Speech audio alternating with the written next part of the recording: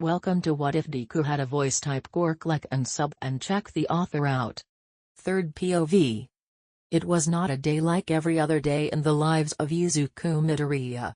Today was his 4th birthday and the family made a doctor's appointment to see what his quirk was. You see, his mother loved him dearly and his father never paid him any respect, nor did he really bother to look at the young child. He simply hated the look of the boy, fully aware that it wasn't his biological son. The only reason Hisashi was tolerating this child was because of Inko. He loved his wife dearly. Izuku, on the other hand, didn't know why his father hated him or ignored him. He was happy that his mother loved him, and that was all he needed and all he ever asked for. Little did he know that it would be the last time he felt this kind of love for years to come. Inko's POV. Today was Izuku's birthday. I prepared his favorite cake and decorated the living room. After the doctor's appointment we would have a little party for him. The Bakugos are also invited to coming over. My only hope was that he wouldn't have his father's quirk. I couldn't stand the thought of him having such a quirk. It pains me to look at his father's pro-hero figure in his room. The man stole my heart and I was simply never able to get it back fully. I managed to forget him and the pain he brings me. Izuku didn't look like his father the least. He had my hair and facial features mixed with my mother's, his grandmother. Hopefully he would gain a quirk like me or my mother too. I am sure Hisashi would love that too. It wasn't his fault. My beloved child loved all the pro-heroes out there, and although his room was covered in All Might merch, he also had figures of every other hero. It is still surprising to see how good he was at analyzing the heroes or a situation. If I didn't know better, I would assume he had an intelligence quirk or an analyzing quirk.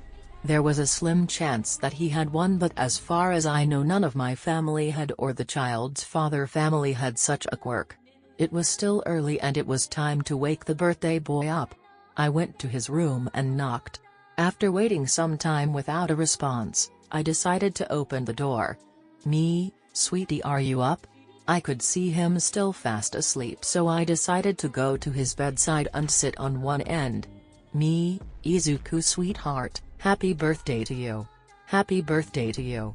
I simply sang a little happy birthday song to my cute little sleeping green bean. A lot of people told me that I had an amazing voice. It was calming. I tend to sing a lot when I don't know how to deal with my emotions, and I made it a habit to wake Izuku up on his birthday with a little song. He loved it when I was singing a song to him, no matter if it was a sad song or one full of happiness. Izuku always understood how to calm me down after a hard day or when I was sad. It was as if he knew the meaning of the song. If he was older than just 4 years I wouldn't be surprised, but the boy simply could tell how I felt from the sound of my voice. After I finished singing a little birthday song, a pair of shining bright emerald eyes were looking at me. "Izuku, morning mommy." "Me, a good morning to you too, sweetheart. Now come on, let's get ready for our appointment. We wouldn't want to be late, now would we?" "Izuku, nuh-uh. A hero is never late." "Me, you are right, my little hero." After I helped him change and we sat together at the dining table as a family and ate breakfast. "Hisashi, good morning my love. Your food is simply the best as always." My husband always compliments me this way and I always respond with a sweet kiss. He helped me get over Izuku's father. I know that deep down I love that man, but right now, I had a family of my own, a husband that loves me and a child that comes after me. What can I ask for more? I learned to despise the child's father after 2 years being married to Hisashi. After 4 whole years I hated him and his quirk. I hated how he made me feel. I hated the time I spent with him and the day he left me. I never told him he had a child. I simply didn't want him in my life anymore. "Me, honey, I will be leaving with Izuku to his doctor's appointment. We will be back in about an hour. Hisashi, I sure hope he will have one like yours. Telekinesis is simply the best quirk you can have, don't you think?" Izuku's eyes widened at his statement. They were filled with joy and I could see how much he would love that. I knew that the question wasn't meant for him to answer, but he couldn't help himself. Izuku, mommy, I want one exactly like yours. Me, haha, oh Izuku, you can't choose your quirk. Time skip brought to you by the son that is hiding in shame because of small Izuku's smile. Third POV, at the doctor's appointment. Nurse, the Midoriyas please? Inku, ah, that would be us. Nurse, please follow me. The little greenette followed his mother to the doctor's room, and although he was scared of what they would do to him to find out his quirk, he was T0 curious to mind anything that will happen. He mentally prepared himself before they stepped foot into the room.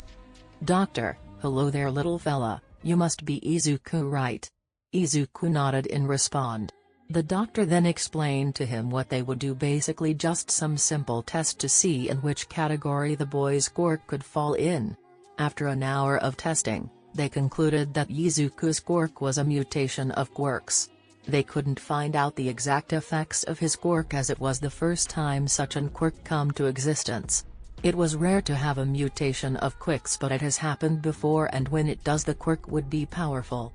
Doctos, may I ask what his parents' quirks are? Before answering the doctor's question, the woman went to his son's side and covered his ear in order to not hear her answer. Izuku didn't mind that, as he was currently lost in thought of the possibilities of his quirk. He was thinking about all the different quirks out there and how he loved to have each and every one, especially his mother's. He didn't care what type of quirk he would have, he was sure he would love it and become one of the best heroes there is out there. Inko, mine is a weak telekinesis and his father has a voice amplification quirk.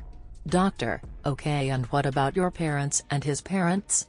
Inko, I don't know about his parents, but my father has a mental quirk and my mother has a stronger version of mine. Why are you asking this?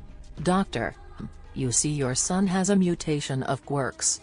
It is rare nowadays, but it still happens. As far as we know, he has some kind of quirk that is activated via his voice. We are not sure what he can do with it exactly. What we do know is that he is able to use some form of telekinesis by voice command. Inko was shocked to hear that his son's quirk was related to his father's. In that moment, something changed in her.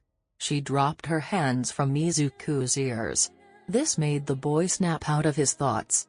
Izuku, doctor? What is my quirk? Doctor, your quirk is a voice type of quirk. We concluded that you could lift things up with a voice command. Izuku, that's so cool. Doctor, yes it is. And, do you know what is better? Izuku, no. What is it? Izuku tilted his head in confusion. What can be better than this? He was overjoyed to have a quirk, much less a quirk that is similar to his mother's. Doctor, you will be able to do a lot of things with your voice. Izuku was now clearly confused. He didn't know that this was possible. Izuku, what kind of things? Doctor, that we don't know yet. Your quirk will manifest itself in a couple of days, and we think that yours also has a mental effect on others. We are not sure what it can do else, but that's something for you to find out. Doctor, now it is the first time we saw such a quirk and we need a name to register it in the database. What would you like to call it? Izuku? Izuku, you said it was a voice quirk with some mental and telekinesis aspect, right? Doctor, that's what we think it is. Izuku, then I would like to call it voice manipulation. Doctor, let's see if the name is available. And it is. I put it down in the database. Now congrats on your quirk, Izuku, and I wish you a happy birthday. Now off you go. I have a lot to do and you don't want to waste your special day here in my office. Izuku, okay, bye. Inko, goodbye. Inko was speechless. Once she heard his quirk and what it can do, well, more like the possibility of the quirk, she hated it, and she hated his son for it. He simply resembled his father more than her. She didn't wanted to have anything that is blood-related that resembles that man. The moment they stepped into their apartment, she called her best friend Mitsuki and told her that her son wasn't feeling well. The party was cancelled and the poor boy didn't know what was awaiting for him. He was so happy and he thought his mother would be too, but he was so very wrong. Third POV. After Inko arrived home with Izuku, she began putting all the decoration down.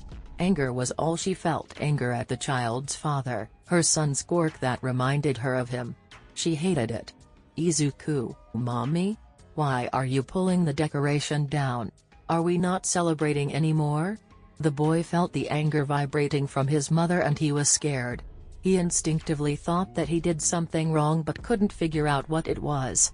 Izuku, I am sorry mommy. Inko, shut up. Izuku, I am sorry. Inko, I said shut up brat. The child's mother never raised her voice at him. In fact, he couldn't even remember his mother ever shouting or yelling at anyone. This made the boy sad and scared. He wanted to know what he did wrong to make her so mad. However, he feared what she would do to him if he spoke up again. She already had her hand raised up, signaling to him that if he made another noise she wouldn't hesitate to slap him.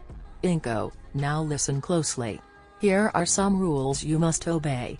1. You are not allowed to tell anyone what your quirk is. If anyone asks, tell them you are quirkless. 2. Never ever speak to me or Hisashi anymore. 3. You need to do anything we ask you to do.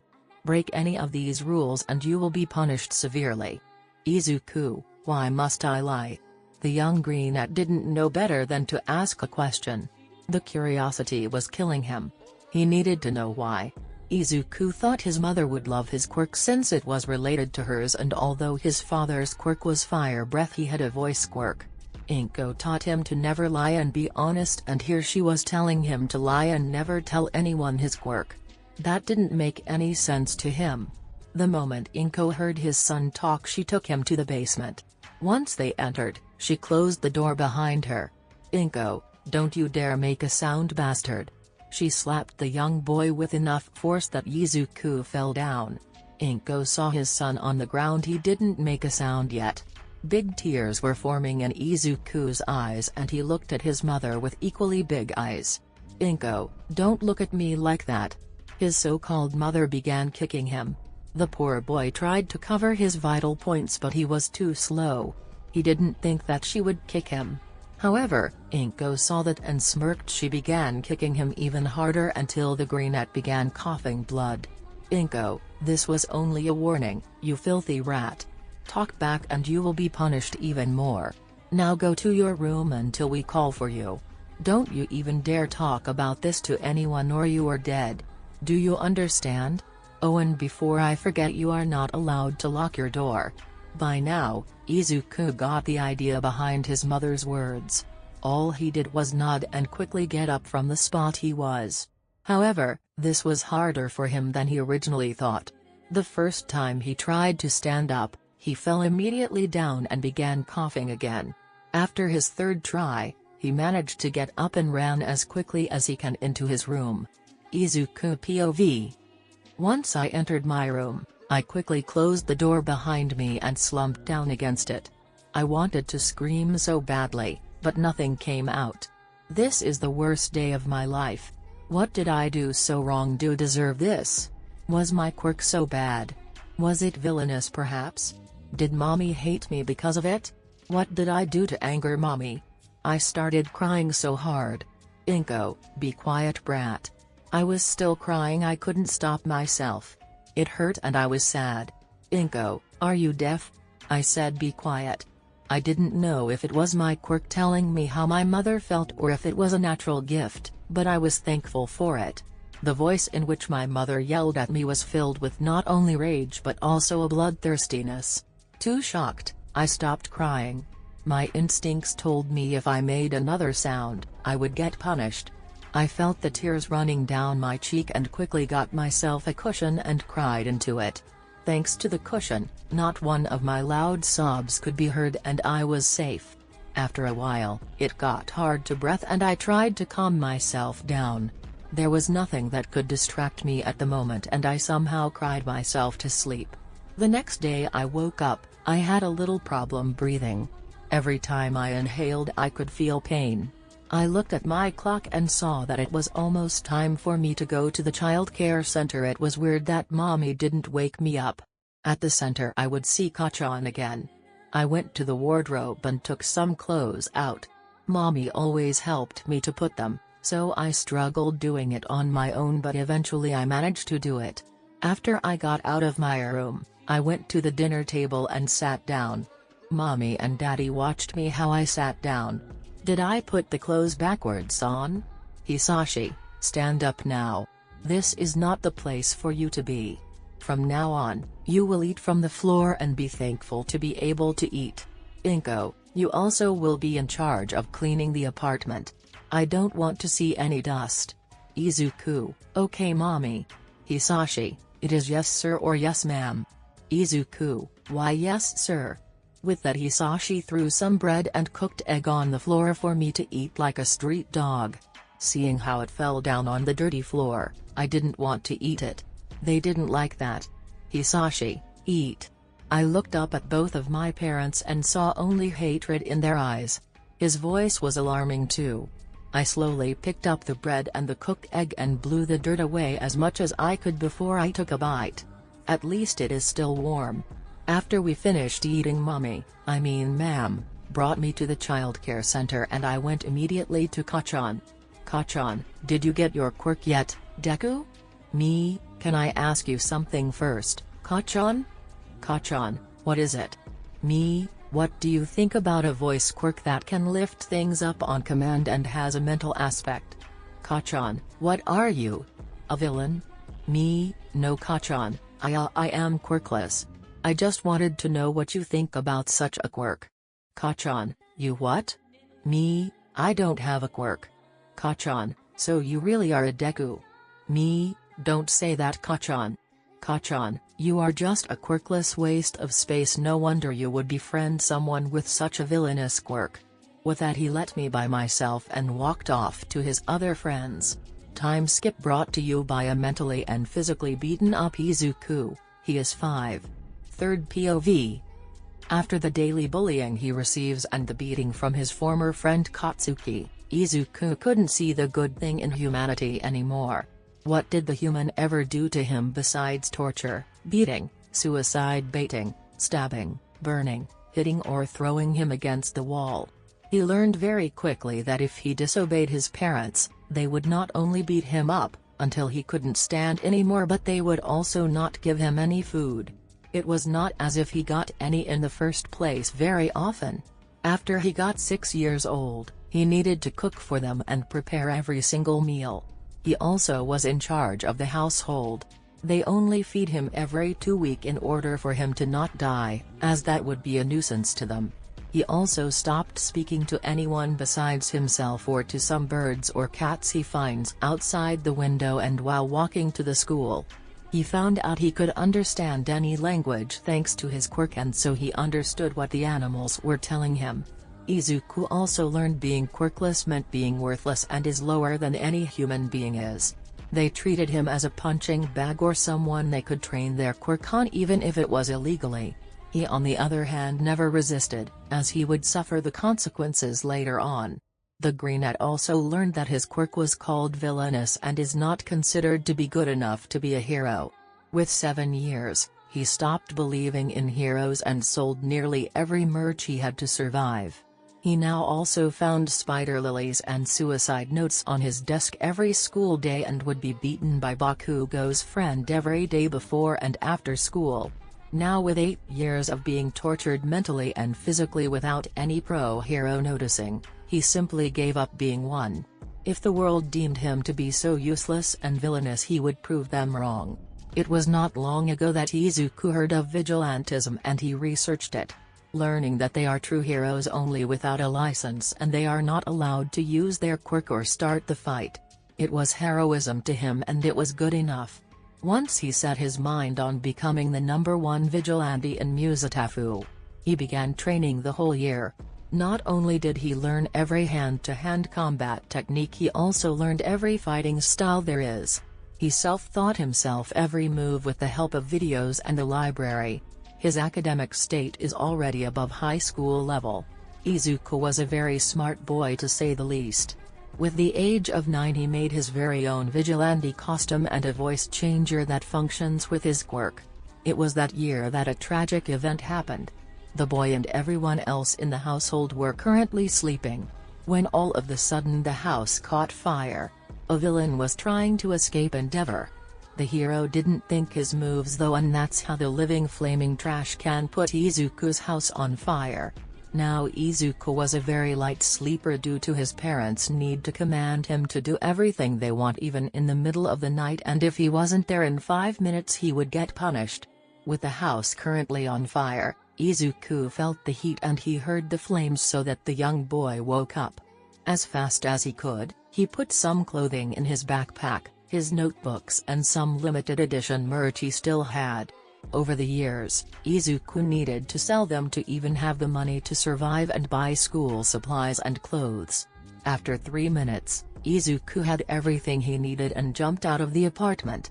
With all the chaos and commotion in front of the apartment complex, nobody saw the brunette leaving. Izuku now lived on the street. Everyone thought that the Midoriyas died that night like every other person in the house complex. Izuku found an abandoned storage unit that he now called home, and he defended it multiple times using his quirk. You see, Izuku learned on the street that he could not only lift anything he want with his voice, but he could also do a lot of different mental things, like he could command someone to do something and they would do it. Then he could make someone feel pain when he talks or sings to them. That he learned by accident while singing a sad song and thinking about the torture he received. Izuku learned he could mess with the brain of his victim in any possible way. He could make them hallucinate while singing or telling them a story, and they would believe everything they hear from him.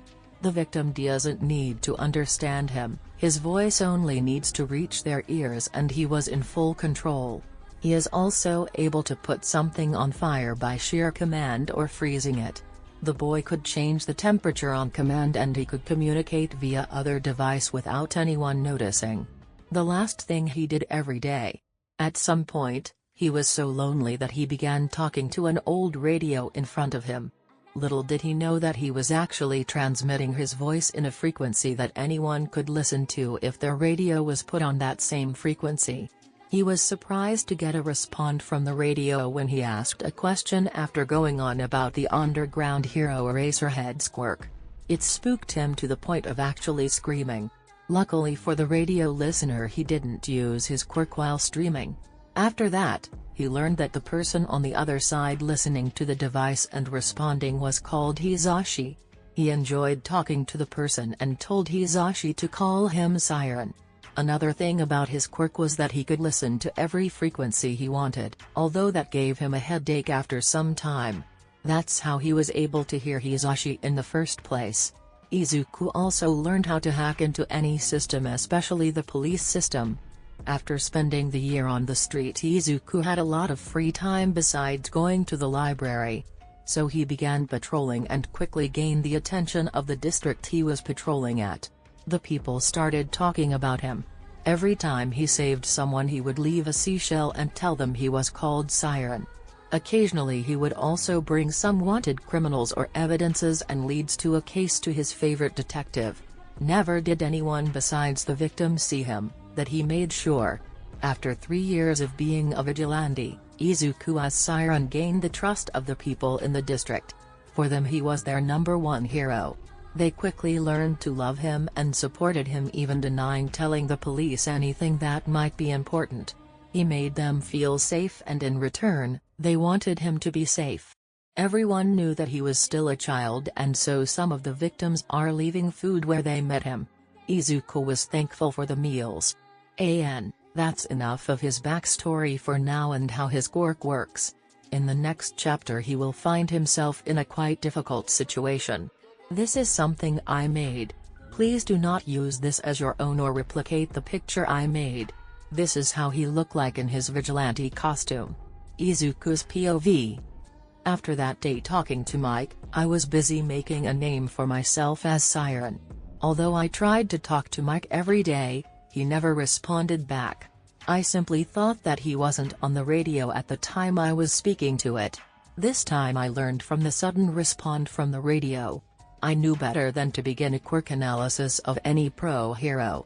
It's not like I stopped doing it, in contrary I took all my notebooks and rewrote them in code and burned my old ones. No one without the key to the code could read what was in these notebooks. Seeing as he didn't respond and I was getting bored waiting and talking to myself, I decided to take a walk before my patrol schedule. I might be a street kid but I do know my way and I know how to gather information. While walking around the streets at 9 p.m. I could hear some criminal talking. No one should be able to pick up their voices since they were probably in a secure room in the building, but my hearing wasn't normal, not even by Quirk standard. It was way too sensitive, and that's why I always had a pair of noise-canceling headphones on my head while walking in the streets in the middle of the day. Now that it was nighttime it was bearable. There wasn't much noise and people either were at home or were walking tiredly to their homes. Huh? Some deal? A drug deal perhaps? Or are they selling children? Both are not that uncommon in this R. I need to get in the alley. I am a street rat after all. No one will suspect me while standing in an alley or even sitting with my back to the wall of that building. The moment I heard some deal I went to the alley that was connected to the street and the building corner. This ensured that I could still listen what they were saying. Now let's hear what this deal is all about. Question mark. Tonight we need to get the good delivered. I expect no failure. Question mark. Yes sir. Tonight? What good? Where? Question mark. What are you still standing here? Do you all have a death wish? And with that I could hear multiple footsteps running out the room and the door closing. Question mark. Sigh. I am surrounded by a bunch of idiots. I need more information. Why couldn't you say more to your idiots? I stood up from the position I was in and looked if there was any vent system that I could talk to, and to my luck, there was one. It was located above the dumpster. All I need to do is climb the freaking dumpster and hope to not fall in. Oh great, how I love that possibility. With a plan set in my mind, I went to the dumpster, but before I climbed on top of it, I stood still for a moment concentrating on my surroundings. I needed to ensure that no one, not even a racerhead, would pop up behind me, scaring me. It wasn't natural for any homeless person to start climbing up a dumpster and talk to a vent hatch. Who in their right mind does that besides me? I guess Siren, as I am that very person. But besides that I look stupid and insane right now. I also feel like that.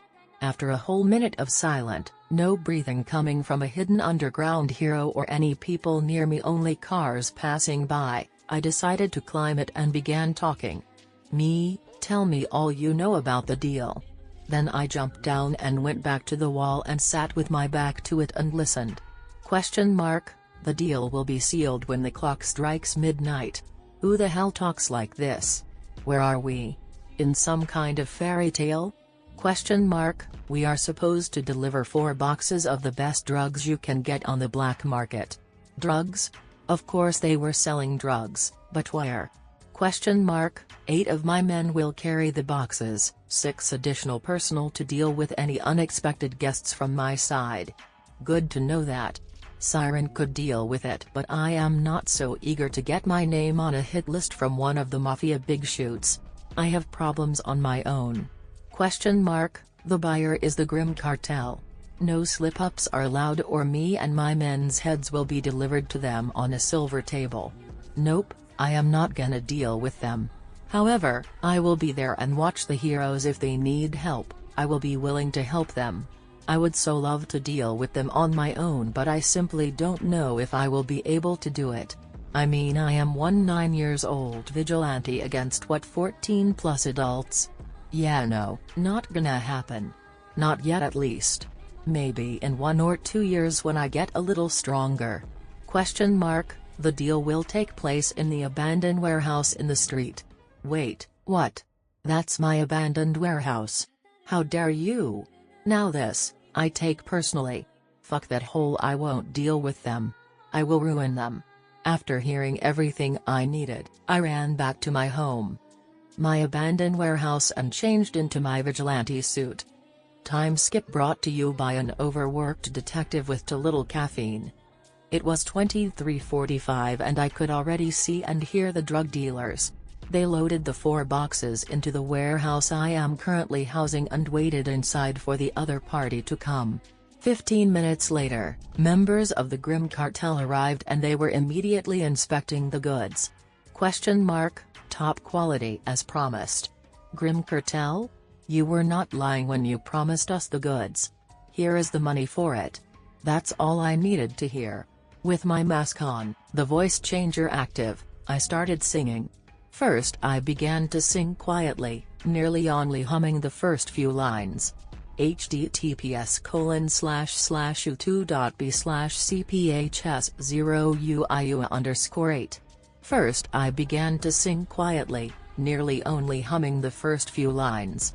One taste of me, nobody compares. I'll be the mark you can't erase. The demon tapping on your. After this I started to get louder and louder. I can show you all the places that you've never seen. I can take you where you're scared to go, 'cause I've already been. We can keep it on the low, low, low. Your dirty secret no one knows.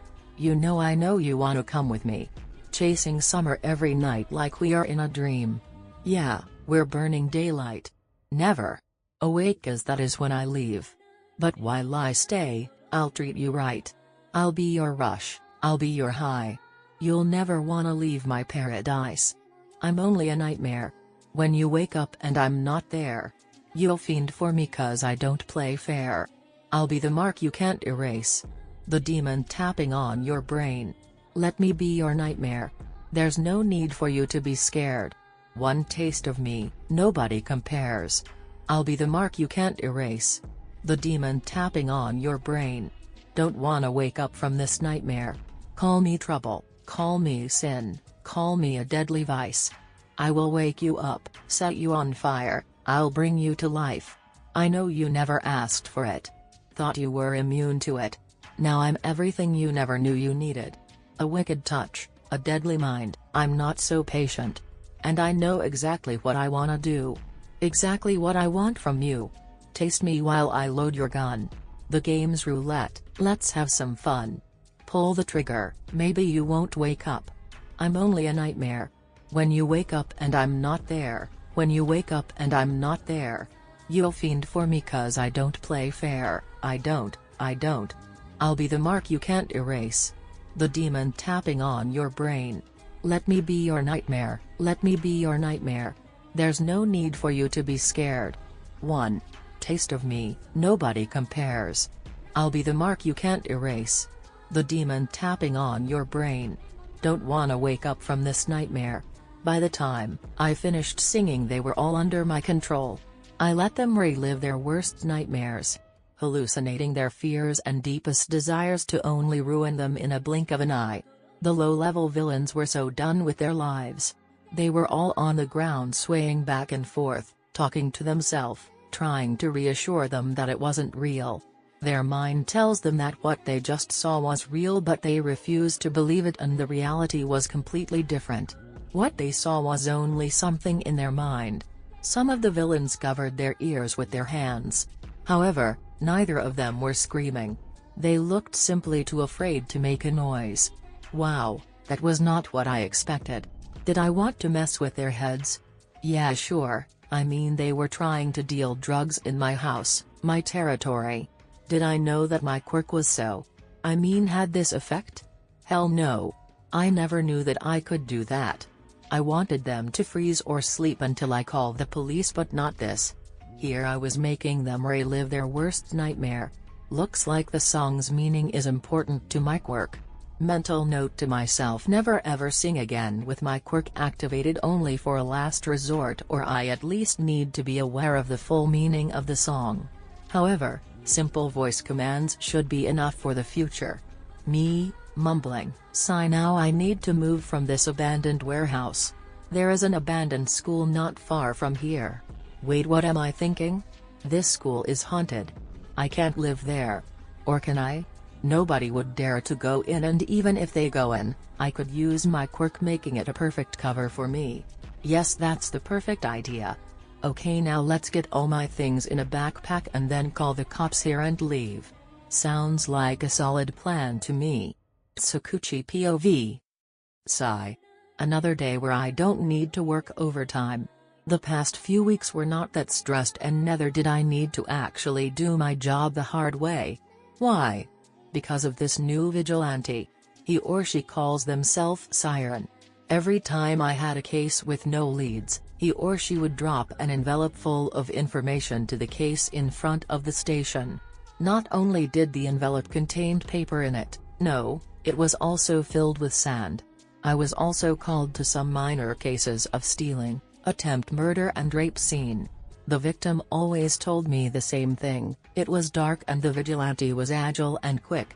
The moment they were in danger is also the moment the vigilante shows himself/herself. After dealing with the criminal, Siren would tie them up and go and talk to the victims. From all the information I gathered on that person, all I know is that he or she is using a voice changer and always changes the settings to it. The victim would also get a seashell from Siren symbolizing that they were safe. Never did any police officer of mine or any pro hero see that person. This is making me a headache. Don't get me wrong, I am thankful that guy never did anything wrong by the law. Never used their quirk and never started the fight. However, it was my responsibility to take him down. It is simply not Siren's job to do this. A knock on my door threw me out of my thoughts. Me, come in. Sansa, we have Siren on the phone, Nja. My eyes widen at his statement. Me, what? Get him though to me. Sansa, on my way, Nja. My door closed and a few seconds later, my phone started ringing. I immediately picked it up. Me, Date. Siren, let's cut this short, shall we? I have a drug deal in the abandoned warehouse on the street. There are about 25 men and they are all laying on the ground. They will need medical assistance, well, more mental assistance. Before you ask, yes, I did use my quirk on them, but only because I used to call the warehouse my second home and they trespassed on my territory. I took it personally. Before I hang up, is there anything else you need to know about them? No, great. That's what I like to hear. Just in case, I will deliver my statement on what happened here in an envelope. Till next time. Siren out. Me, wait. He didn't even let me ask anything. Me, Sansa, get the officers ready and we will need some medical assistance. I want everyone to be at this address in about 5 minutes. After we got there, I was shocked to see the state of the criminals. Sure, Siren did tell me that they would need mental help, but this. We will need to put them in a mental asylum. They are broken. Sansa, what kind of quirk can do that, Nja? Me, don't know, but there is one person that might know the answer. Sansa, then why don't you ask him, Nja? Me, we need to get them into an interrogation room first and find out what they remember. Time skip brought to you by scared to death drug dealers. Me, put them into the interrogation room. I need to make a call first, before I start questioning them. I quickly made my way to my office and dialed Eraserhead's number. I would contact him through my smartphone. Only problem here is that my battery died and I forgot to charge it on time. After the second ring, I could hear the tired voice of the underground pro hero. Me, Aizawa, good that you picked your phone up that quickly. Aizawa, you better have a good reason to wake me up. Me, we need help with a case. Aizawa, that's nothing new. Me, did you ever come across the name Siren? Aizawa, isn't that the vigilante that does your job better than you?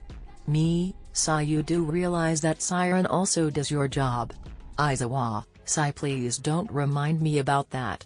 Me, well, besides that, Siren stopped a drug deal in an abandoned warehouse they called second home and used his/hers quirk on the criminals.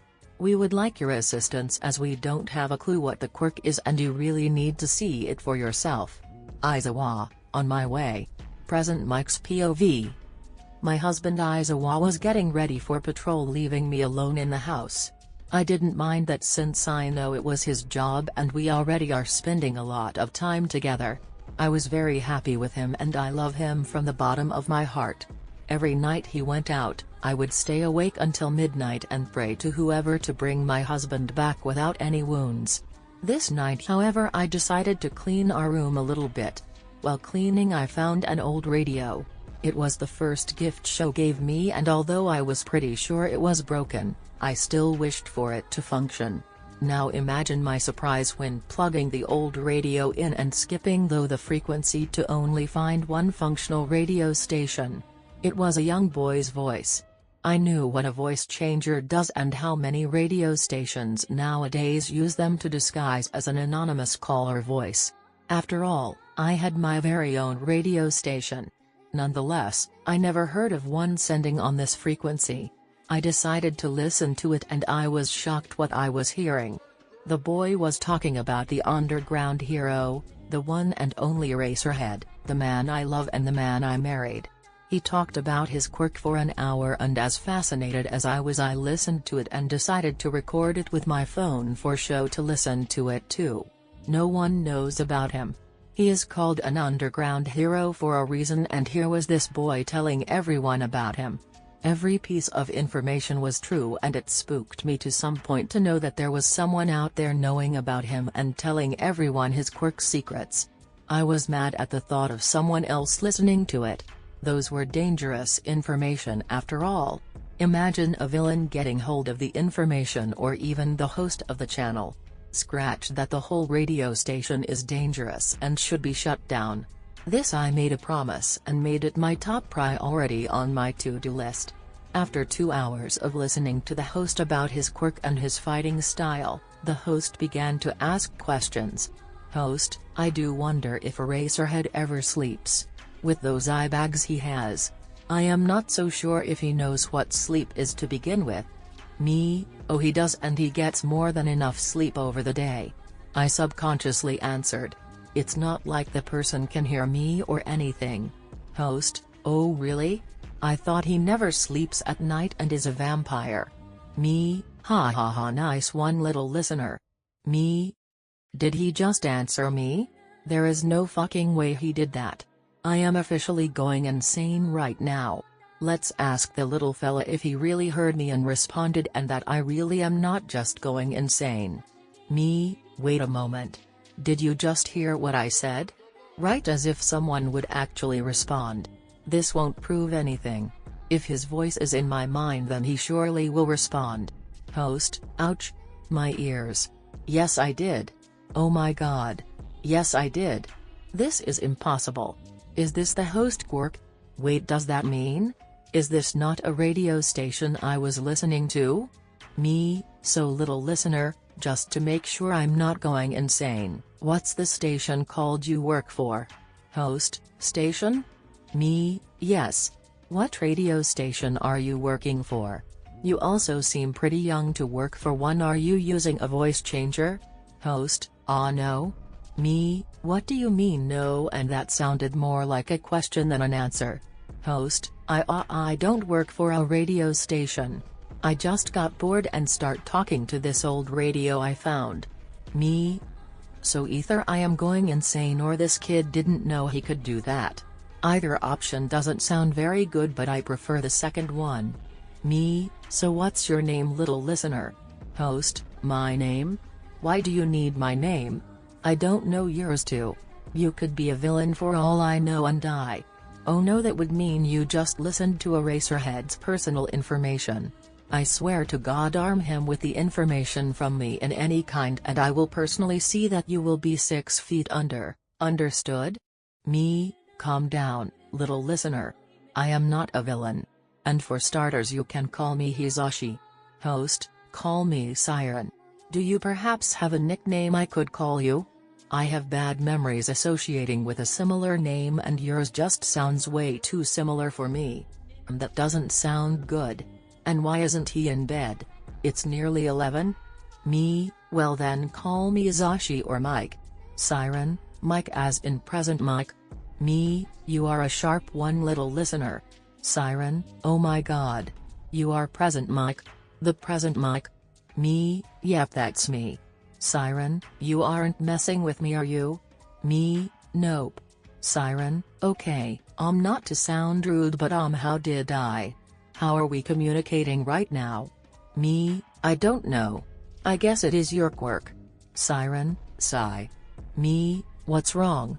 Siren, oh nothing much. It's just, I don't know much about my quirk. Every time I think I know what I can do I learn something new. Me, haha, that's to be expected. You sound rather young, how old are you? Siren, let's just say I am younger than a first-year UA student. Me, why are you mentioning UA? Siren, mumbling, because I know that you work as an English teacher and I am currently using my quirk, which is illegal, and I, by all due respect, don't want to get into any trouble. I also am so sorry what I said about your husband. I didn't think anyone would listen to this frequency, as only this model of a radio can catch it. So unless you have the same model you couldn't hear me. After hearing that no one could listen to him unless you possess this special edition radio and it wasn't broken, which probably no one has besides me, I was relieved to know that Sher's secrets would stay a secret. How much does this Siren know about me? Me, wow, little listener, slow down, you are mumbling. Siren, I am so sorry. I looked at my clock and I was shocked. I was talking to this kid for about 3 to 4 hours. It was already midnight. Me, hey, little listener, it's already pretty late. How about we talk another time? Siren, I would like that, Mike. I wish you a good evening, well, more like a good morning or whatever. Good night. And with that I could only hear static coming out of the radio. Looks like he deactivated his quirk. Well, I need to tell Show about this little listener. It was interesting talking to him. I would like to meet him one day. Shoot, I am so dumb I didn't tell him when to be on the radio for us to chat again. Hopefully I can catch him talking to himself like today. The first thing I will do tomorrow is play Show what he was talking about his quirk. I am obviously impressed by this kid's skill. I am wondering what Show will think about it and his expression when I am giving him this to listen to. I can only imagine it. This is certainly a moment worth catching a picture of him. Izuku's POV. After Tsukuchi was so kind to wake me up, after a much-needed sleep I need to add, I immediately stood up from my bed trying to not wake Zashi, failing in that one, put my hero gears on, and went to the police station. Once I entered the station, I saw many confused, scared and shocked looks. That's a first for me. Normally when I enter a police station besides this one, everyone will treat me as a homeless person. This is always so annoying as I need to show them my hero license and then tell them that it is not a replica and that it really was me and I am a pro hero, well, more like an underground one. Meaning they don't know me for a reason, but after being one for years, you would think that they will remember you, but no, that is not the case. However, this station is different. Tsukuchi likes to call me in for a second opinion and I even worked with them several times. Everyone knows me and more importantly my love and need for coffee. Me, no need to show me where his room is, I already know. Although they all know me, they still are so kind to always walk me to the detective's room. It is completely unnecessarily, but I guess habits of politeness die hard. The moment I was in front of the detective's office I knocked.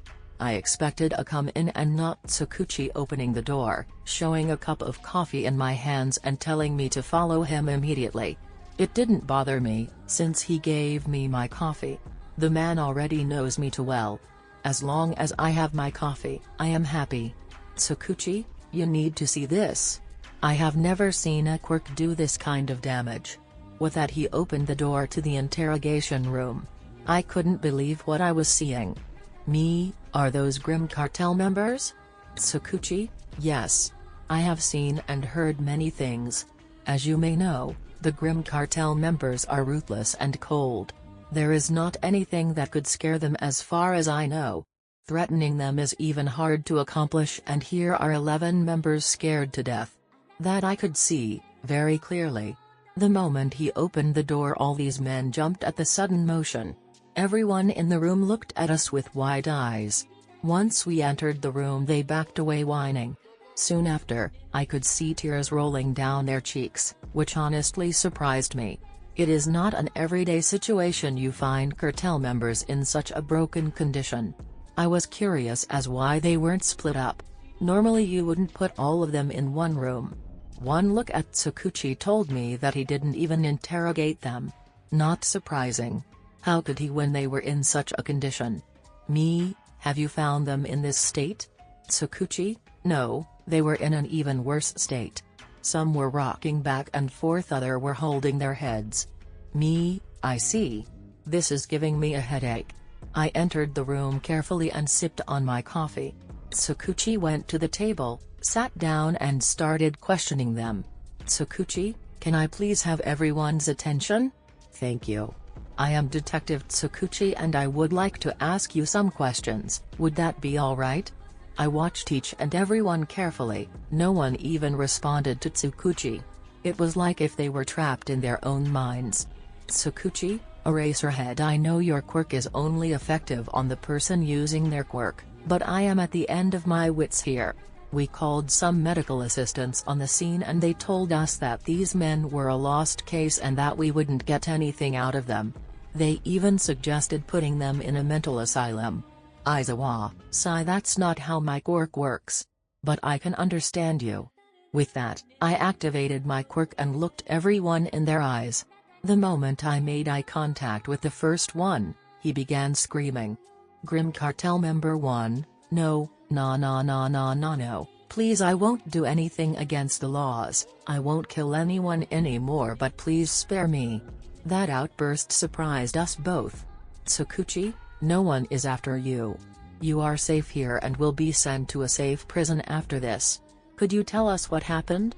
Grim Cartel Member 3, it's here. We looked at the man confused. No one except the cartel members, the detective and an underground hero, which was me, were currently in the room. What the heck are they talking about? Tsukuchi turned to look at me before turning back. Tsukuchi, who was here? Grim Cartel Member 3, the Grim Reaper. Grim Cartel Member 8, no, it's the devil himself. Grim Cartel Member 5, the Rake. Grim Cartel Member 2, please don't, stop, I beg of you Banshee, stop screaming, I can't take it anymore. Shit, looks like my quirk triggered somehow the other quirk's effect. Me, your office. I am a man of not many words. Why? Simple, because I don't need them. I am too tired to explain more than I have to. The detective immediately knew what I was implying and we both went to his office, leaving the criminals behind in the room. Tsukuchi, have you ever encountered something like this? Me, no. After what happened, I gulped my coffee down and went to make another cup in his office. He had one of the best coffee machines in this station. Tsukuchi, sigh, this is giving me a headache. Me, you mean a migraine? After finishing making my coffee, I went to the sofa and sat down. I had a feeling that this would be a complicated story. Tsukuchi, earlier we got a phone call from a rather new vigilante.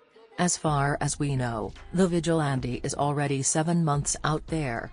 We don't have much about the person, all we know is the alias, Siren. Siren. Why does the name sound familiar to me?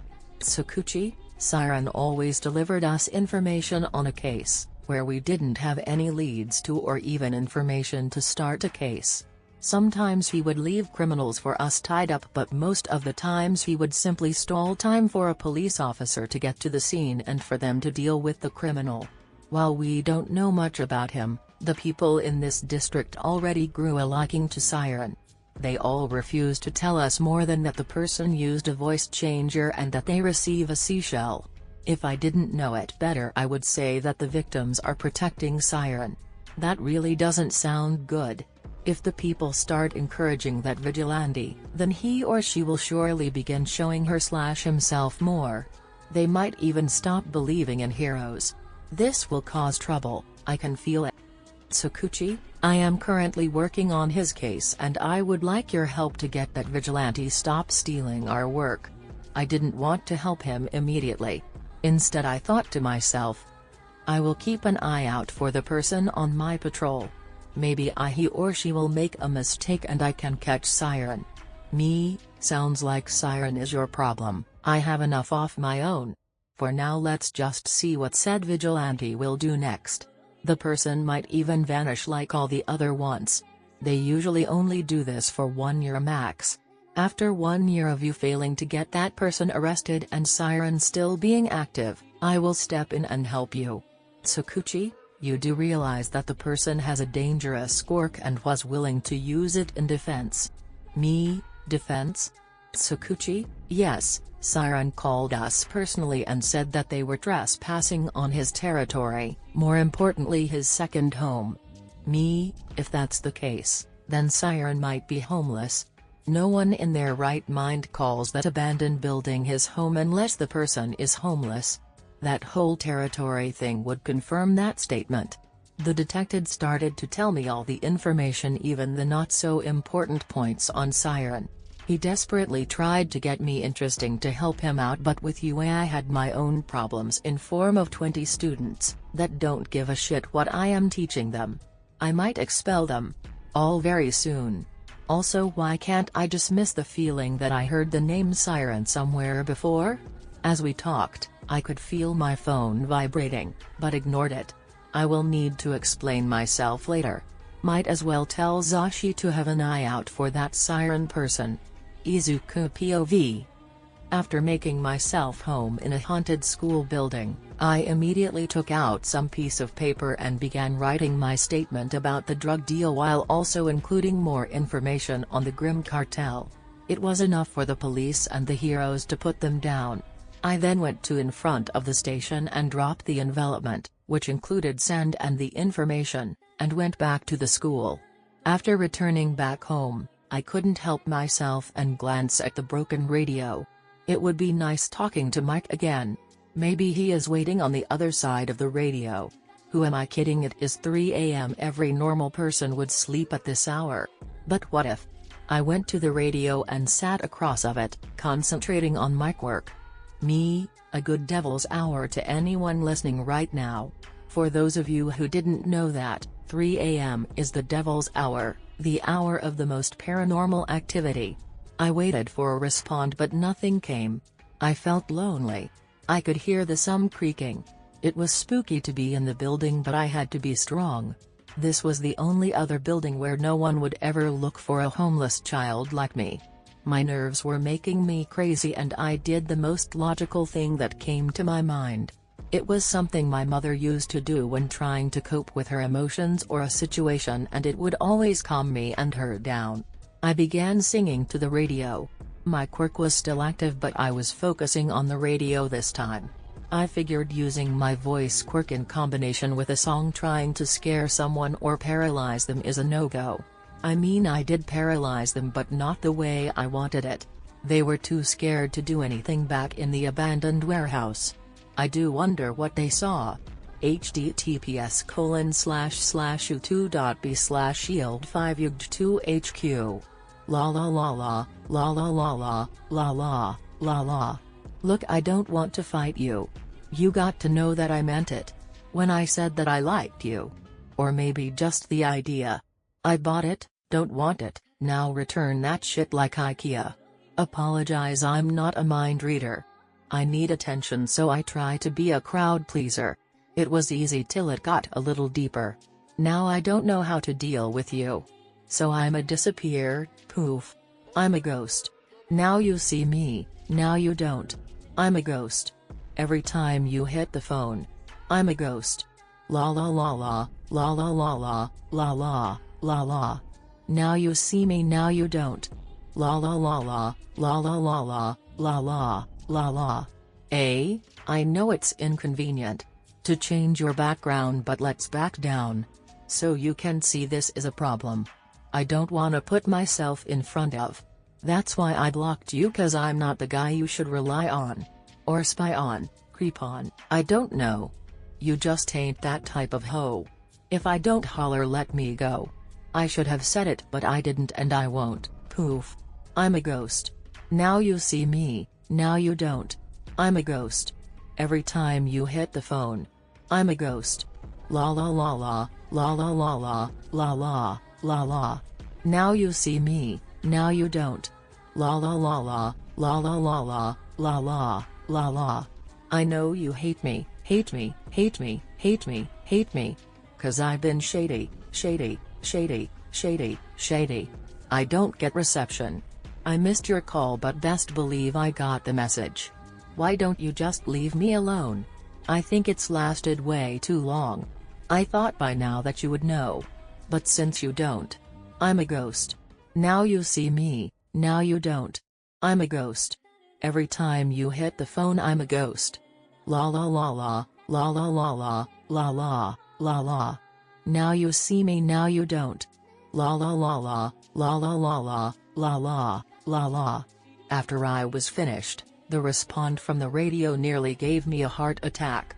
Present Mike, you have such a nice voice, little listener. I really thought he would be sleeping. Guess I was wrong. Me, thanks I guess. Present Mike, why are you not sleeping, little listener? Tomorrow is a school day. Me, you know, I could ask you the same. Present Mike, not fair, I asked you first. Me, I had some sort of a nightmare experience and couldn't sleep. Your turn. Present Mike, I am worried about show. Wanna talk about it? Me, no, did something happen to Eraserhead? Present Mike, how did you know I was talking about him? Me, because I know his name. Present Mike, and that would be? I could tell he was skeptical. Trying to test what I know? Me, Shota Izawa, and yours is Hisashi Yamada. I also know that you guys are married. Congrats on that. Present Mike, how did you know that? Me, let's just say information gathering isn't hard for me since you know. I can listen and communicate to nearly everything and everyone. Present Mike, good point there. Me, back to the question. Did something happen? Present Mike, I don't know, one of our friend called him for help. Please don't tell me you don't mean who I think you do. Me, let me guess, that friend of yours is a detective? Present Mike, wow, I am impressed you know that. Do you maybe live near the police station? No. But that would actually explain how I know so much, so let's just say yes. Just play it dumb. Me, how do you know that? Present Mike, so I guessed right, little listener. Me, yeah. Present Mike, well that would explain how you know about us. Me, yawn, yeah, I can hear what is going on there and I would rather not do it, but I can't help it, my quirk is a passive one.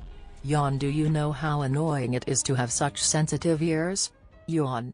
Present Mike, looks like sleep is finally catching up to you, Siren. And I can only guess how you feel. Me, yawn, yeah. Present Mike, before you go, let's talk tomorrow at 6 p.m. a little bit.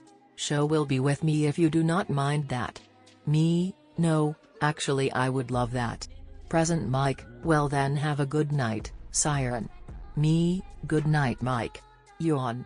It was really late and tomorrow I wanted to check out the surrounding. The school is abandoned, but all around the school were some houses.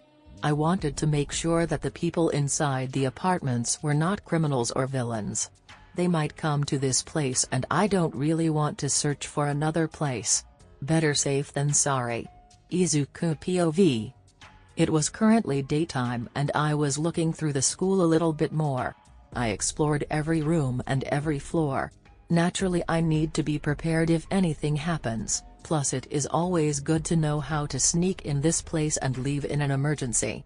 Looks like everything's clear here. No other homeless persons, no dangerous villains, no drug dealers and no heroes.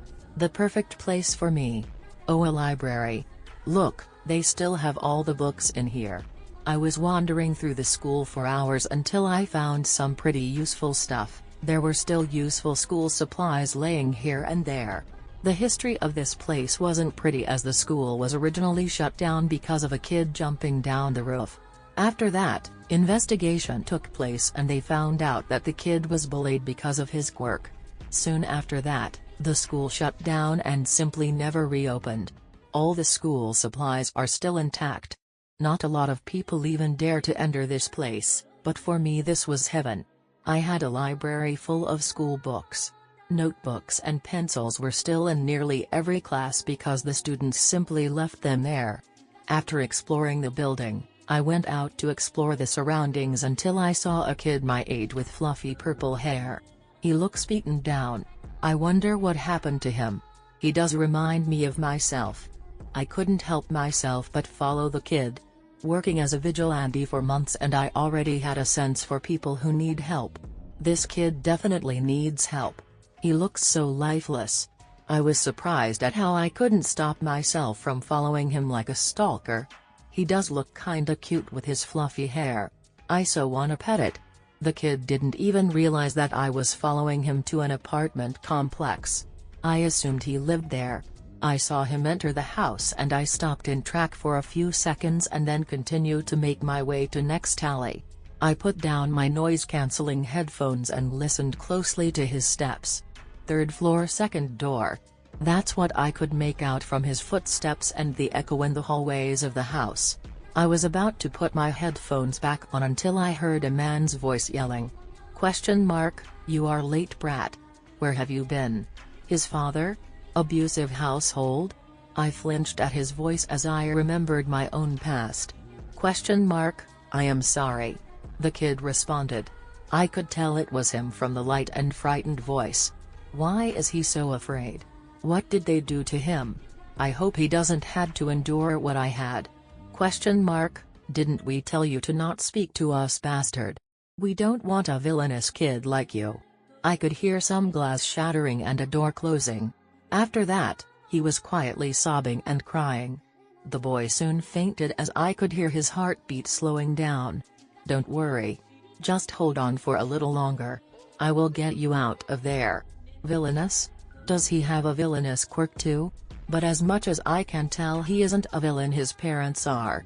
Why can't people understand that the quirk isn't villainous or heroic, it's the person using it? I put my headphones back on and ran straight to the school I now call home. Once I entered the ground, I immediately went to the room I put my vigilante costume in. I got my costume on and ran to the boy's house. Although it was broad daylight, I didn't care at all since I used my quirk and sang a song. With the help of my voice, I manipulated everyone that saw me right now. The security cameras were a different story. I still needed to avoid them, and luckily there weren't a lot in this place to begin with. A little hallucination for covering my appearance will do the trick. As long as my emotion won't get out of place and I don't choose on people for them to be paralyzed, I am good to go. https://u2.b/jix8go5loss. They say that I'm wanted. Hear the whispers in the streets. Better start running. 'Cause nothing scares me. I saw an old woman going into the same building the lilac lives, so I went to the woman's side and entered it with her. The 3rd floor, 2nd door was my destination. I quickly made my way up the stairs and went in front of the door knocking. No response. I knew that they were there. "Faster, faster. I'm the one you're after. Back down for nothing. You'll have to come and get me." I took out a hairpin I had with me. Since my hair was a mess and I don't really had the time nor the money for a haircut, I use hairpins to get some strands out of my face and a hairband to tie it up in a messy bun. I managed to unlock the door. No more warnings. I follow my own decree. You built a fortress. But I'll never kiss the ring.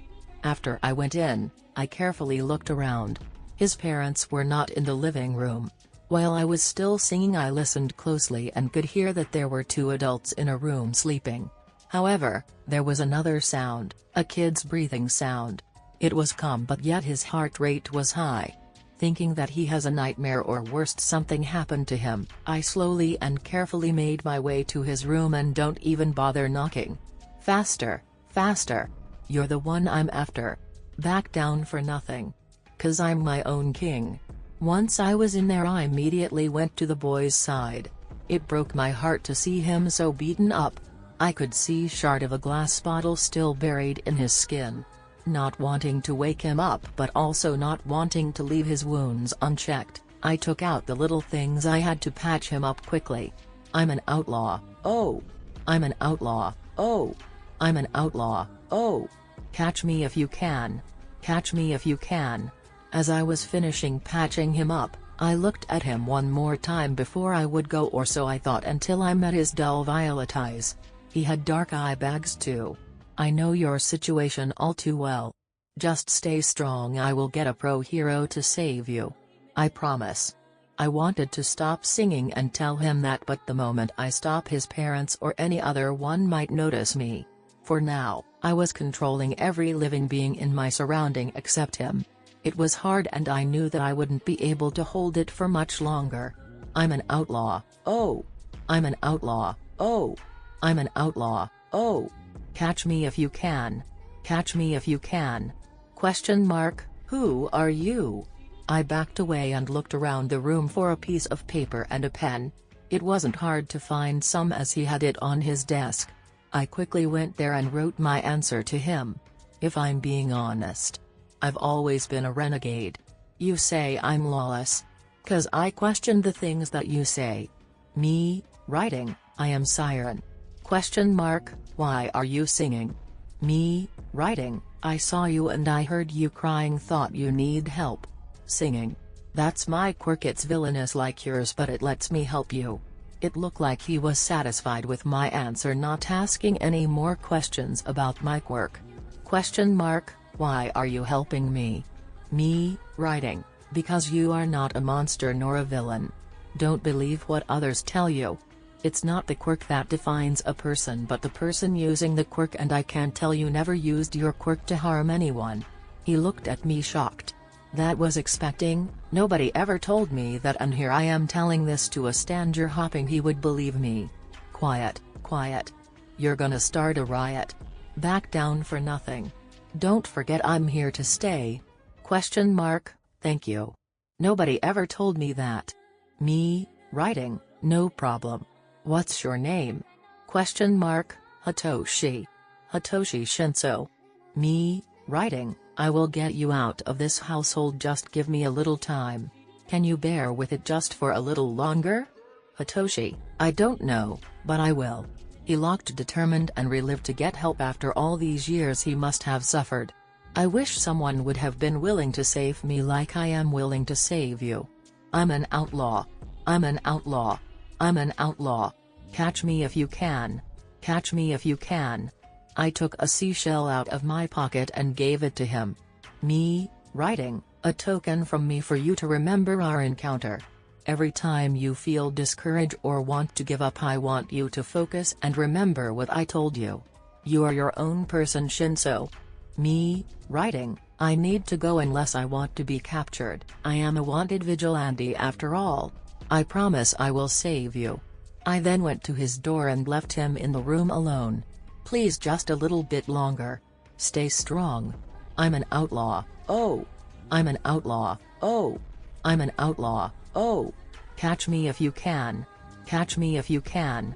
I could feel the drawback of my quirk. My voice was getting weaker. I knew if I overused it my voice would be gone for an uncertain amount of time, and every time I would try to speak it would hurt. The mental aspect of my quirk would give me a migraine, a heavy one. I quickly ran back to my home. I'm an outlaw. Oh, I'm an outlaw, yeah. I'm an outlaw. Oh, I'm an outlaw. Outlaw, unana. It was a close call. The moment I entered the building I finished my song and my voice was gone. I hope this won't last for days. At least the migraine isn't that bad. Now I needed to find a family willing to adopt him. There was only one that came to my mind. Mike and Eraserhead, they both were looking to adopt a child. Why do I know that? Simple, because I roam the streets in broad daylight and had my headphones on until I saw the couple enter a foster care center. I was too curious and went to the alley and took my headphones off to listen to them. They were informing themselves about the whole adoption process.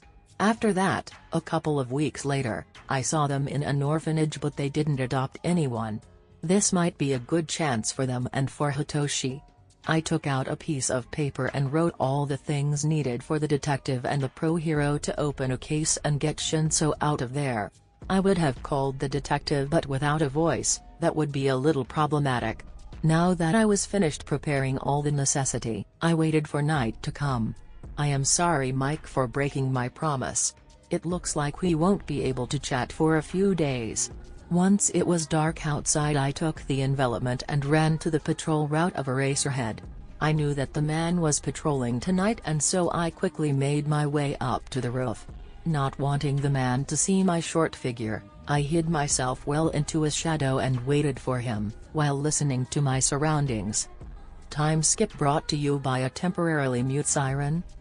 Speaking of the devil, here he is. He sure did take long to get here. I saw Eraserhead jump to the roof I was currently on. Not wanting to alarm the man or fight him, I stomped on the ground, making my presence clear. He looked around and faced me. Eraserhead, who are you? No answer here. I wish I could tell you. I bit on my lip a little bit too hard, as I could taste the iron taste of blood. Still wanting to give him a respond, I walked out of the shadow a little bit for him to see my hands. I signed him my answer. Me, I am someone who doesn't want you any harm. He looked at me perplexed. It was hard to tell as he had a perfect poker face, but his eyes were giving him away. Does he know sign language? I sure hope so. I took out the envelopment and slid it over to him. Eraserhead opened it and looked inside. Eraserhead, so you must be Siren, but why are you giving me this? The sand was a big giveaway. The moment he looked back at me, I was already gone. My intention was clear, giving him the information, saving the cute boy and get my ass out of that dangerous situation. He could have captured me with ease if I didn't use the time and ran back home. Once I arrived home, I changed my clothes and went to bed. My throat was hurting a little bit, but I knew that the effect would soon wear off, and it would only hurt the moment I attempt to use my voice while it was still under my quirk's drawback. Izuku POV. It was only for a second. Damn it. I could have captured Siren. Why did he shown himself to me after what happened? The person surely knows that the police is now after him/her. The envelopment contained sand and some paper. Curiosity got the better of me. I took the paper out and quickly read over it.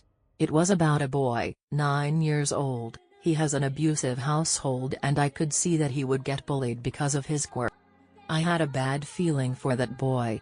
Why did he give me this information of all people? I looked at the other papers and found a little note. Save him and give him a lovely home. He deserves it. I hope you could consider adopting him, as he was deemed villainous because of his quirk. You out of all people should know how that feel. Please give my friend a lovely home. He already experienced a lot of pain and misery. Give him a chance and the love he needs and never got. Yours sincerely, Siren. Adoption? How the heck did he know that we were considering to adopt a kid? I feel like Siren is mocking me. First, I was with Tsukuchi at the station while said vigilante somehow managed to enter the station without anyone noticing and placing an envelopment on his desk. We both were in the interrogation room at that time. It was stupid, come to think about it. He somehow managed to get into a place filled with police officers without anyone noticing while a hero was there. Not only that, but Siren didn't enter through the window. No, the person just entered the police station like every normal person. It even looked like he owned the place and no one saw him enter at all. No one even remembers him enter the damn place. After we found the envelopment in a closed-off room, we both looked at the security cameras, hoping it would give us more information, but no, it didn't. All we saw in the camera footages was a shadow of the vigilante and sometimes a body part of him revealing his dark green costume. Other than that, nothing. His stealthiness was getting me jealous. I was on patrol and jumped on that roof. It was my normal route, and yet, there he was. Siren was waiting for me in the shadows. I didn't even sense the person there, which never occurred to me till now. He did such a good job to hide his presence from me. I couldn't even tell that he was there. If he didn't stomp on the ground to allure me, I wouldn't have seen him, and even then he remained in the shadows. It's such a shame that Siren isn't a licensed hero. That person has potential, unless like my class. They don't even listen to me in the first place. They all think it is fun to be a hero and want to become one because of the money and fame. That's completely nonsense, and they won't get it no matter what I do. The whole time I was patrolling, I couldn't stop thinking about that mysterious vigilante. I had a feeling I would see him again and that this wasn't the last of him. After I finished my patrolling, I went back home. It was already 4 a.m. when I arrived home. Luckily for me, today was a Sunday and no school. I immediately went to our bedroom and flopped right beside my loud husband. Sigh. I tried to sleep but couldn't. I was stuck thinking about that boy the vigilante wanted us to adopt. Hitoshi Shinso. Seeing as I couldn't forget the 9-year-old, I stood up and went to the living room, taking my laptop with me. If what the vigilante said was true, then that boy need help, and that quickly. To focused on opening a case and researching a lot more about the parents than the vigilante information was already providing me. I didn't even notice my husband get up and going to the kitchen. I put everything I found on the Shinsos and mailed it to Tsukuchi. As I was working on it, a cup of coffee was handed to me. Thanks Zashi. Zashi, so what are you doing this early? Siren gave me some documents. Zashi was the nickname I called my husband. He sat beside me and looked at me before blinking and looking surprised. Then he looking at my laptop. Zashi, you met Siren? How does he look like? I was always wondering what the little listener would be. How did you meet him? Is he alright? I was confused. Moreover, I stopped what I was doing. I also put the cup of coffee down on the table, which is only something I do when I get serious. How do you know him? Zashi, oh, remember me telling you and letting you listen to someone analyzing you, your skills and your quirk? Yes, and? Zashi, the little listener wanted me to call him Siren. Why didn't you tell me that? Zashi, I didn't. No.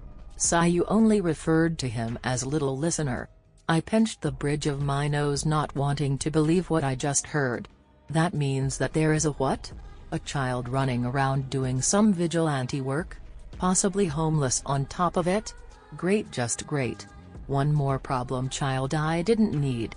I should have probably informed Tsukuchi about the information I have about Siren, but I didn't want to. Zashi, Hitoshi Shinso? Mike stated while looking on the information still opened on my laptop. Yeah, he is currently in an abusive household. Siren gave me this envelopment. Zashi, Siren did? Yeah, that damn kid is a vigilante. Zashi, what?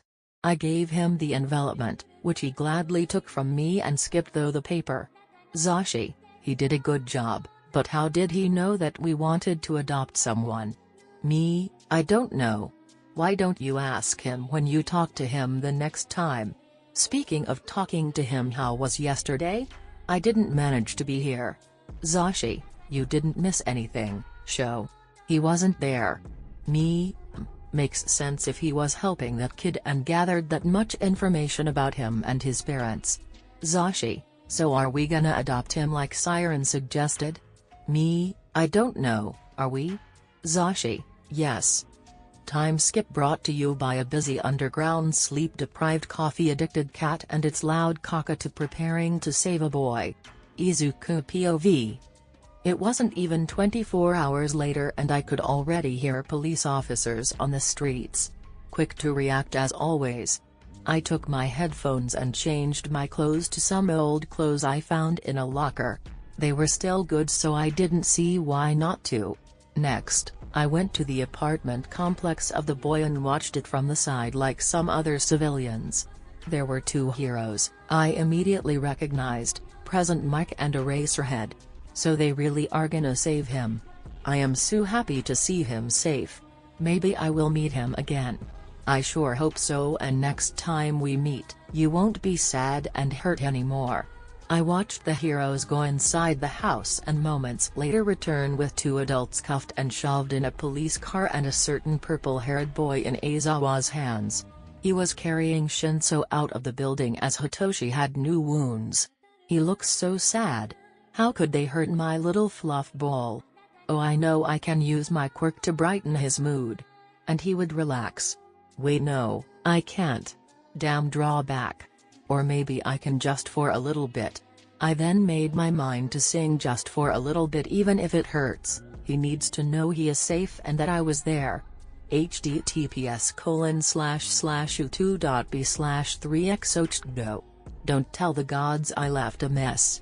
I can't undo what has been done. Let's run for cover. What if I'm the only hero left? You better fire off your gun.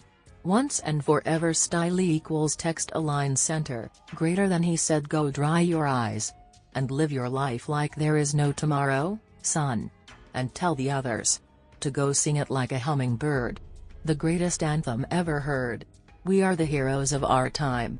But we're dancing with the demons in our minds. We are the heroes of our time. Heroes, oh whoa. But we're dancing with the demons in our minds. Heroes, oh whoa. That was all I could manage to sing. I didn't even use my quirk. It hurt singing, but I needed him to feel safe, to know that everything is going to be fine, that he is going to fine. No one really paid attention to a boy singing with his headphones on. It looked like it worked. I could see him visibly relaxing and scanning the area to find me. Unfortunately, he wasn't the only one searching for me. I could tell that both heroes were present. Mike whispered something to Eraserhead earlier before both of them went opposite ways to search for me. That's what I suppose they did. Eraserhead was holding Shinso.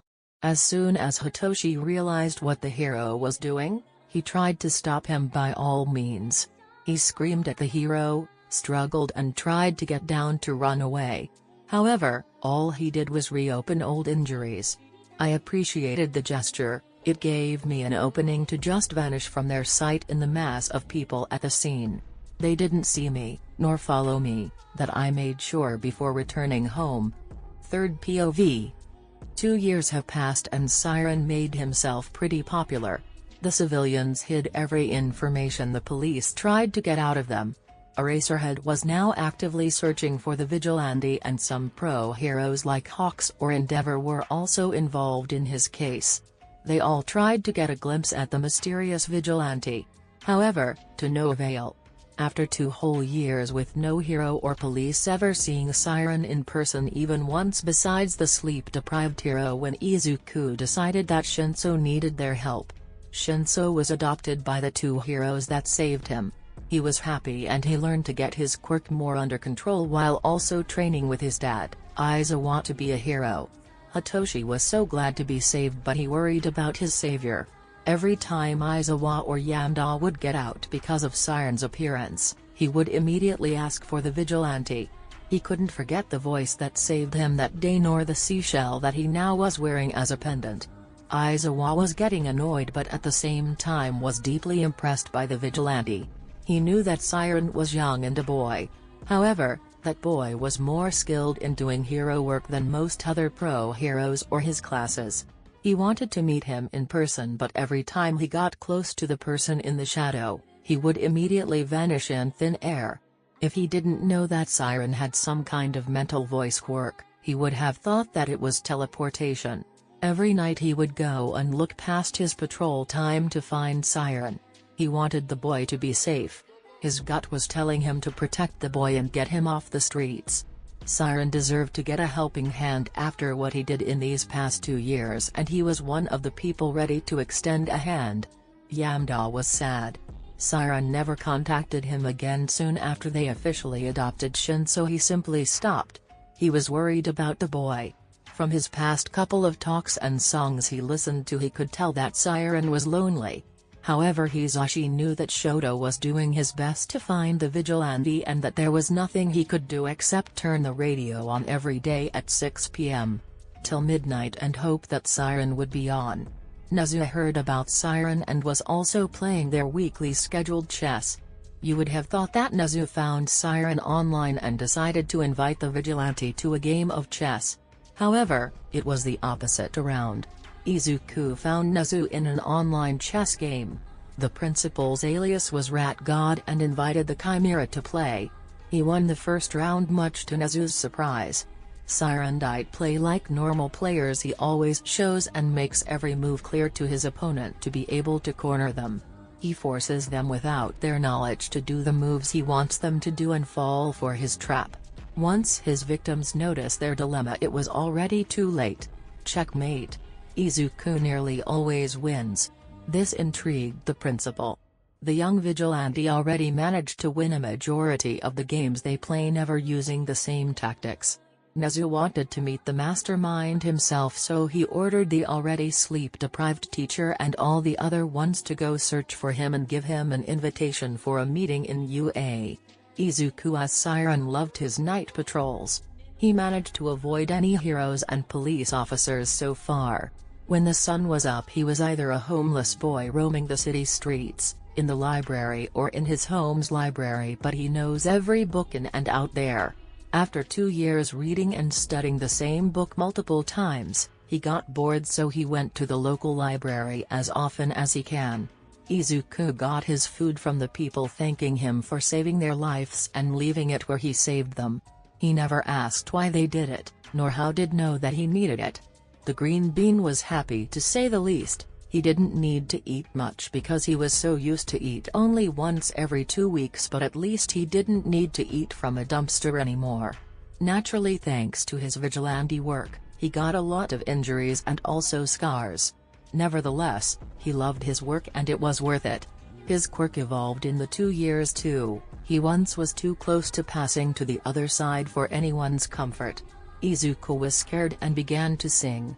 He didn't know that he could use his voice to heal, or better to say, to speed up the process. While doing this, he uses the energy in his surroundings. His surrounding gets cold, and that time he first found out the ground he was laying on had a thin layer of ice and it was smoking. It reminded him of the effect of dry ice. The cold didn't hurt him, however, it didn't matter to him in fact. After that, he could no longer feel the cold and needed to be careful in the winter to not freeze to death. Izuku POV. 2 years since I last saw Shinso. It was 2 years I encountered Eraserhead, and it was 2 years since the heroes started searching for me. Today was no different. I was running and jumping from roof to roof. Normally my patrols are a little bit more exciting. However, today I was met with silence. There was no mugging, no sexual harassment, no crime. It wasn't an everyday occasion that the streets would be this silent.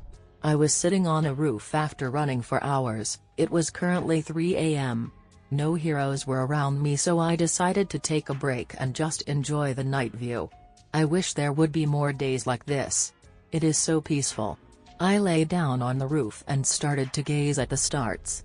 I wonder how you are doing, Shinso. I can tell by the laughter at your house that they are treating you right. I really wish I could see you again. As I was thinking about a certain lilac fluff ball, I heard some gunshots. Not moments later I was up and running toward the noise. Once I arrived, I saw something I thought was impossible. Hawks was there trying to protect some civilians. He, however, was outnumbered, and I could tell that something was wrong with his wings. They were small and I could see him holding 2 large feather swords in his hand. What happened to all the other feathers? I creeped closely to the edge of the building to look down and not get spotted. 5 against 1. Normally he should have been able to deal with this situation easily. But soon I saw the problem. The number 1 criminal had a fire quirk. Number 2 had a water quirk. Number 3 had an air quirk. Number 4 had a creation quirk of some sort, as he could create any weapon he wanted. Number 5, however, had an enhanced kind of quirk. His strength and speed was inhuman. I watched the fight for a little bit until I saw how many injuries Hawks had. He had small cuts everywhere, some stab marks around his torso, some bullet wounds and a head wound which looked like he had a concussion. Not wanting the hero to die in the alley or risk the civilian to get hurt because he couldn't go on anymore, I jumped down silently behind all the criminals. I need to act quick before Hawks blacks out. I need to save him. My voice changer was activated and it was sweeping through all the voice choices it had. I wanted my voice to be as annoying as possible and to not give any information about my age or gender. I knew very well that Mike and Eraserhead probably figured out that I am a boy and not old enough to do this kind of shit. Me, you look beaten up, chicken nugget. The criminals stopped fighting and looked behind him to find me standing there. Number 1, Who are you to interrupt us? Me, oh my, where are my manners? My name is not important, but you should know that people are calling me Siren. Number 2, ha ha ha ha, as if Siren would be in this part of the city. Number 5, yeah, everyone knows that Siren is only active in the neighboring district. Me, tilde, that is true, but my district is currently resting, so here I am. Number 3, what do you think we are? Fools? As if, you really are Siren. Me, oh no, you misunderstood. You clearly are dumber than fools are. I watched the men splitting up. 3 of them were now facing me and were ready to fight. https://u2.b/s7gtshk. My voice changer gave up and tuned off, while I was preparing to use my quirk.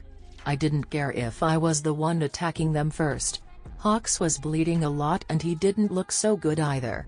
In my 2 years of vigilantism I learned to not make the same mistake I did with the Grim Cartel and managed to learn to control that part of my quirk. I now am unable to use my voice to stop anyone and display them the nightmares I want and in which extent I choose. Do you want to meet all my monsters? Think you're tough? I know they'll drive you bonkers. Meet them once and they'll forever haunt you. There's no heroes or villains in this place. Just shadows that dance in my headspace, leaving nothing but phantoms in their wake. All the criminals stopped in track. Their quirks stopped working. They looked at me frightened. Next, I began calling their fears into their mind. I think they now believe that I really am the one and only Siren. Too bad that is too late. This time I was careful to not scare them for their lives. They were now paralyzed. I furthermore controlled the part in their brains to shut the body down, so that all of them fell to the ground unconscious. They were still experience their fears but as nightmare. The moment they wake up, their mental state wouldn't be damaged at all, unlike the cartel members 2 years ago. There's parts of me I cannot hide. I've tried and tried a million times. Cross my heart and hope to die. Welcome to my dark side. To my DD dark side. To my DD dark side. To my DD dark side. To my DD dark side. I went to the civilians and looked at them. They were not hurt but scared and shaking. Probably still in shock. I changed the ability of my quirk and began stimulating their brains in order for them to calm down. Next thing I did was brainwashing them to think that this was all just a dream and go home. Take a step into the havoc. Look around, this ain't even the half of it. I'm walking the line between panic and losing my mind. Embracing the madness. My devils, they whisper in my ear, deafening me with all my fears. I'm living in a nightmare. Hawks was looking at me the whole time, ready to charge at me the moment I do something wrong.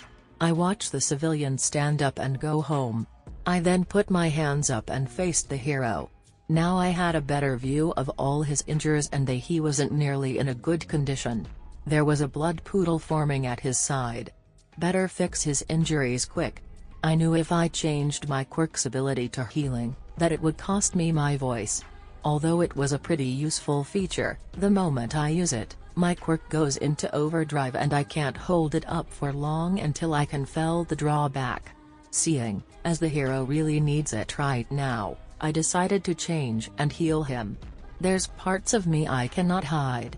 I've tried and tried a million times.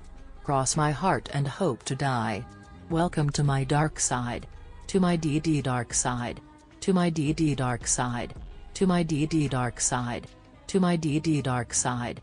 Hawks, what are you doing? Healing you. But you wouldn't understand it. I didn't respond to his question as I was focusing to heal all his injuries and get his quirk to refresh. His feathers began to grow back. Dark side. Cross my heart and hope to die. Welcome to my dark side. Hawks, what? I saw him drop his 2 large feather swords and look at me suspicious and curious. Looks like I am no threat to him anymore. Sigh.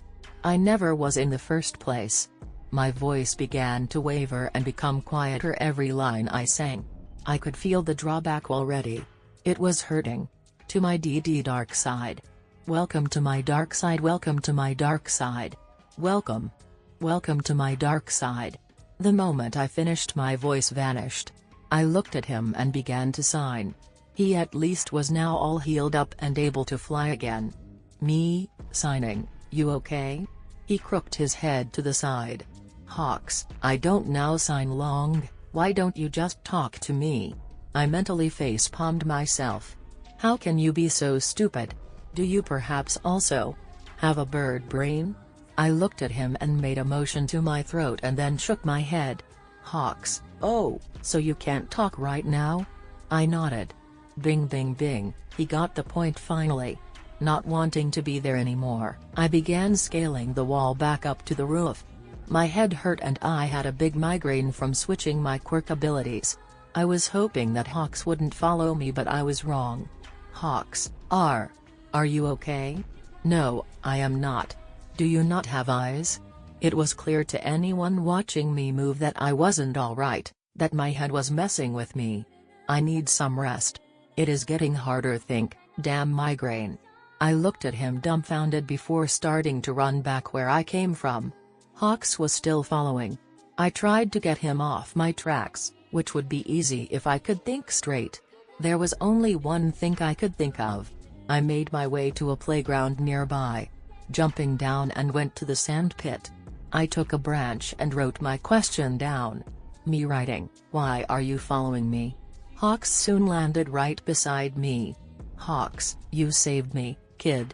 I don't like to be in debt to anyone. And you don't look good. Me writing, kid? Hawks, yeah, your voice changer gave up the moment you began to sing. So how old are you exactly? Shit, I didn't even realize that. Me writing, younger than you are. More I won't tell, besides I am fine. Now go away, chicken nugget. Hawks, chicken nugget? Me writing, got a problem with your nickname? I looked up at him. He was clearly amused by our conversation. Hawks, no problem, kid. Me writing, stop calling me kid. Hawks, then what shall I call you? Me writing, nice try getting my name. Call me Siren like everyone else, or Deku. Hawks, why would I call you Deku? Me writing, that's what they used to call me. Anyway, can I go now without you following me? Hawks, you still don't look too well to me, kid. Me writing, Siren. And I just have a migraine. Thank you very much for your concern. Hawks, one last question. Me writing. Hawks, why are you doing this? Me writing, because no one saw the need to save me. I wanted to save the one no one cares to save. Oh, and Hawks, you are no weapon or bird or hero. You are in first place a human being with angelic features. You shouldn't think of yourself otherwise. Don't be caged and don't let yourself be caged to be free. Be the one you want to be. I once again looked up only to see some tears falling down his cheek. He looked sad. I took out one of my seashells and came to him, took his hand and placed it in there. Me writing, I want you to always remember what I told you. If you feel like you are caged, then look at the shell and remember that you are no weapon and also no bird. Just a normal human with an amazing quirk. You have rights too. Hawks, how did you know? No, just had a hunch. You look way too sad besides the fake experience you were. I always fake mine, so I know one when I see one. Me writing, I know nothing. Just a friendly reminder. He looked down at my writing and it looked like was having a flashback. I used the moment to run and disappear from his sight. I went back to the school to rest for a couple of days since this drawback will last a little bit longer, that much I could tell. Hawks POV. It was already late when I finished patrolling my night shift. It was currently 3 AM and all I wanted was to go home and flop on my bed. However, before I do that, I'm going to a 24 hours open takeout to get myself some chicken. As I was flying to get my sweet chickens, I saw 5 people cornering some civilians. I stopped in midair to see if they would do something bad or if they are just joking around. It could have been all a bad prank after all. Not the first time I saw someone doing this as a prank to their best friends. Humans are really weird. However, this time I was right, this was a mugging of some sort. I immediately flew down to the entrance of the alley. landing silently. The criminals didn't realize that I was here. Me, and what are you guys think you are doing? Number 1, none of your business, bird brain. Bird brain? Who the fuck are you calling bird brain? I looked at them closely and saw that they were now getting ready to attack. The person that responded to me began activating his quirk. His hair began catching fire, it was a blue flame, his hands were also covered in flames. Number 1, I suggest you move on or else. Number 4, wait, isn't that the number 2 pro hero? Number 2, you mean Hawks? Number 5, nah, that can't be. His patrol route isn't even near this area. Me, yup, that's me. Number 1 used his quirk on me and I just opened my wings and went flying up, dodging the flames thrown at me. Number 5, get that damn bird down. Number 3 used the airflow to make it hard for me to fly or stay up in the sky. The current was too strong and unstable to hold myself in the air for long. Shit, I need to land. How unfortunate, looks like my luck is getting worse. There is a 1 in a million chance for a criminal to have some kind of air manipulation quirk and I just got into a fight with a wind user. Just my luck. As I was about to land, some knives came flying straight at me. Using my feathers to spear the knives and also to pin that guy on the wall, I managed to avoid getting hit. Number 5, let's plug the feathers from that bird. Number 5 came immediately running right at me. I didn't had enough time to move as his speed was inhuman. Don't get me wrong, I am the fastest hero out there, but that only applies when I am up in the sky. I still had nearly all of my feathers and so I decided to dispatch some to get that big guy away from me. Unfortunately for me, Number 1 burned them all. Me, arg. Do you know how long it takes for them to grow back? I was pissed at myself. Criminals normally don't team up and here I was in a situation where this was exactly the case and I was stupid enough to charge in without having a plan or knowing their quirks. If there only wasn't an air quirk user, I could have beaten their asses in no time. Number 5 began charging at me again. I took my 2 largest feathers and used them as swords. Then all of the sudden Number 4 jumped right in between us with 2 swords. The 2 weapons hit each other's. Damn, he is skilled in swordsmanship as well. We began spearing and it became harder to beat that guy. He knew exactly how to wield a double-edged sword and he had 2 of them. I was too focused on that person that I didn't see Number 3 lifting Number 1 up in the air and giving him a nice boost to get behind me. The moment I saw him pass me, it was already too late. He used his fire quirk and burned all my feathers, hurting my small wings and my back in the process. That's fucking painful. I turned around and managed to cut him. Number 5 then charged at me and threw me to the wall. My head hit the wall hard and I fell down. I looked up and saw the civilian still standing there completely in shock and shaking. Me, get out of here. Number 3, oh, worry about yourself. I could feel a headache and thanks to the wall, I now could see some black spots in my field of vision. Get the shit together, Hawks. Now is not the time to black out. I saw Number 3 using his quirk, which until now I didn't know what it was. The man created some water out of thin air, then formed it to some needles and threw it right at me. I used my feathers to cut through them before they could hit me, but I couldn't get all of them since my reaction time was getting slower. Number 4, you are done for good, birdie. I was too engaged with Number 3 while dodging Number 1 fire attacks and also trying to avoid the big guy. Number 4 created a gun and fired 5 times. Out of the 5 times, 3 bullets hit me. I was getting weaker by the second. I somehow managed to back up from the fight and that's when I saw a person get down from the roof. Question mark, you look beaten up, chicken nugget. Chicken nugget? The fuck are you calling chicken nugget? Since when are there 6 of them? Number 1, who are you to interrupt us? So he isn't one of them? Then who the fuck is that? Siren? Oh my, where are my manners? My name is not important, but you should know that people are calling me Siren. My eyes went wide. If that was true, then there was a chance to get out of this situation. I looked Siren from up and down. Although it was pretty dark, I could see that the person was small, almost like a child. Number 2, ha ha ha ha, as if Siren would be in this part of the city. Number 5, yeah, everyone knows that Siren is only active in the neighboring district. Siren, tilde, that is true, but my district is currently resting, so here I am. Number 3, what do you think we are? Fools? As if, you really are Siren. Siren, oh no, you misunderstood. You clearly are dumber than fools are.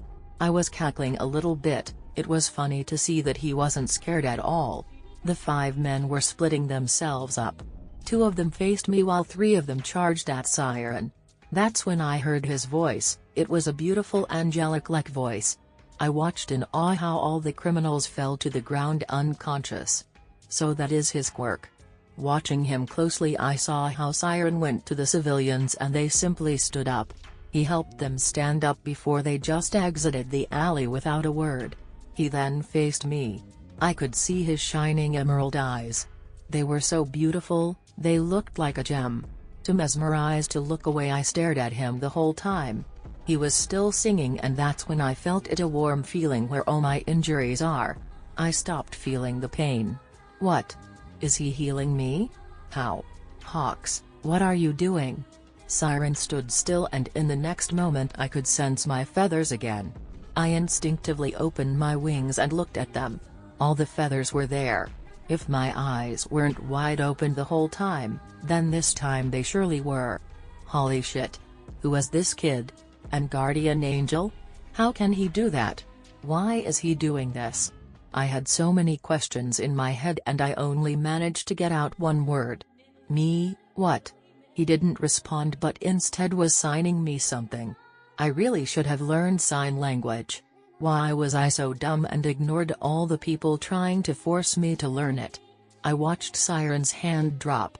He must have realized that I didn't know what he was saying based on my confused face.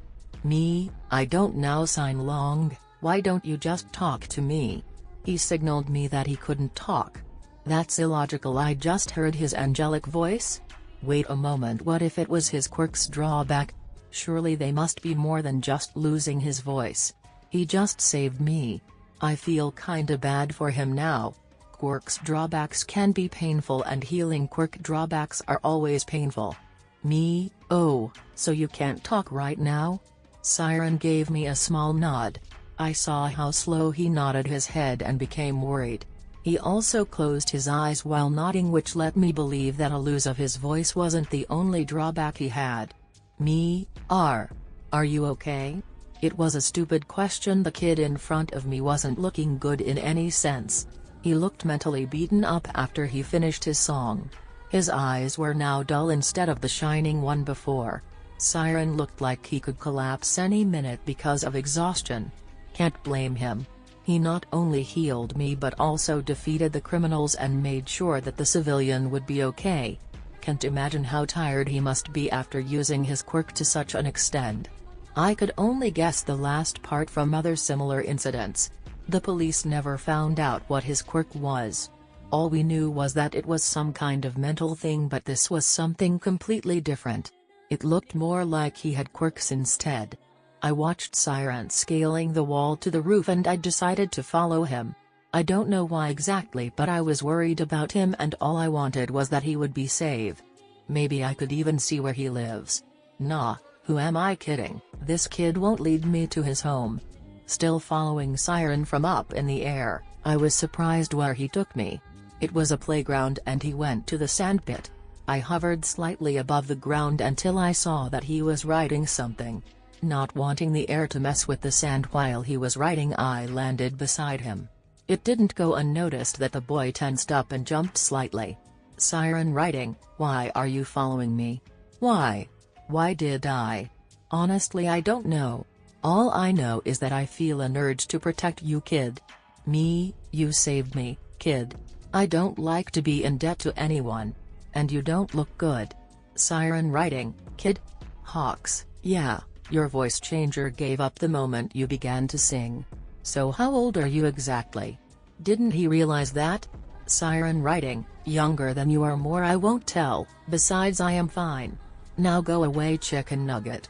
Judging by your attitude combined with your voice and height I would say you are around 11 or 12 years old. Why would a kid be a vigilante? Wait a damn minute, did he just called me chicken nugget again? Me, chicken nugget? Siren writing, got a problem with your nickname? I was amused that the kid was talking to me like that and that he was giving me a nickname. A smile was placing itself on my face. Me, no problem, kid. Siren writing, stop calling me kid. Oh, so you don't like being called a kid? Well, if you call me chicken nugget then deal with it. Me, then what shall I call you? Let's see if he will tell me his name. I don't believe it, but it's worth a try. Siren writing, nice try getting my name. Call me Siren like everyone else, or Deku. Deku. As in useless? Why should I call you that? I frowned. It wasn't a good sign for a kid to tell me to call him useless. I only could imagine what he went through to just accept the nickname. The longer I was thinking about it, the more frustrated I got. Anger was welling inside me for the people calling the little angel beside me a Deku. Me, why would I call you Deku? Siren writing, that's what they used to call me. Anyway, can I go now without you following me? Me, you still don't look too well to me kid. Siren writing, Siren. And I just have a migraine, thank you very much for your concern. If this is my only chance of speaking to him, then I want to know why? Why are you a vigilante? Why do this? Why endanger your life? This is the one question we all were asking ourselves. Me, one last question. Siren writing. Me, why are you doing this? Siren writing, because no one saw the need to save me. I wanted to save the one no one cares to save. Oh, and Hawks, you are no weapon or bird or hero. You are in first place a human being with angelic features. You shouldn't think of yourself otherwise. Don't be caged and don't let yourself be caged to be free. Be the one you want to be. He can't know my past, can he? That's impossible. But still, how? Tears were falling down my cheek and my smile dropped. He looked up at me before continue writing. I was still staring at his writing, and that's when I felt his hand. He took my hand and placed something in it. Siren writing, I want you to always remember what I told you. If you feel like you are caged, then look at the shell and remember that you are no weapon and also no bird. Just a normal human with an amazing quirk. You have rights too. Nobody ever told me this. He is the first ones to do so. I was deeply moved by Siren's words and kindness. They meant a lot to me. And that's when I decided I would protect this kid from everything no matter what. He already meant a lot to me. He gave me the feeling to be someone important. I felt the warmth of him while he was healing me, and now I could feel the feelings coming from the words. It was a feeling I wasn't familiar with, but I loved it. Me, how did you know? Siren writing, I know nothing. Just a friendly reminder. I was too focused on the words and it meaning to even realize that he was gone. I stood there probably 30 minutes more, staring at his last words. Me, I will find you, and if it is the last thing, I will do. I was thinking about how he told me to call him Deku and how lonely he looked. I wanted to be someone to always be by his side. Realizing what I was just thinking, I asked myself why I was thinking like this. It was the first time I met him and he was still a vigilante. And yet he gave me some hope that I was more than a weapon. It was a long time ago that I accepted the fact, and Siren just broke it. Not wanting to stand there any longer, I took off and flew home. Tomorrow I need to tell the information to the detectives and get myself more involved in it. I want him safe, and if no one ever saved him, then I would be the one extending a helping hand to him. Even if it means saving him from himself. Izuku POV.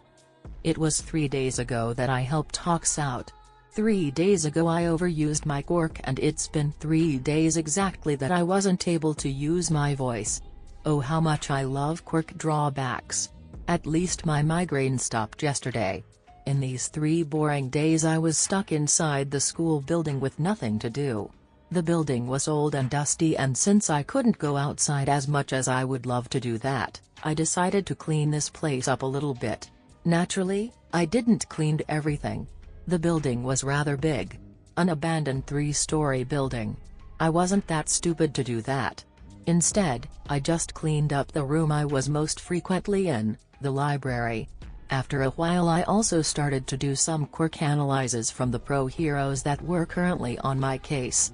As far as I know, Hawks decided to help them out after I saved him. Don't know why, but I kinda like the thought that I would be chased by the fastest hero, and on top of it I would see him again. On my case were currently Hawks, Nezu, Izuku, Present Mike, Midnight, and Endeavor. I do understand why Izuku and Present Mike would be interested in me. Nezu is no surprise either, seeing as how many times I beat the rat god of UA in a game of chess. Well, Hawks is another story. I think he's just bored. But Endeavor?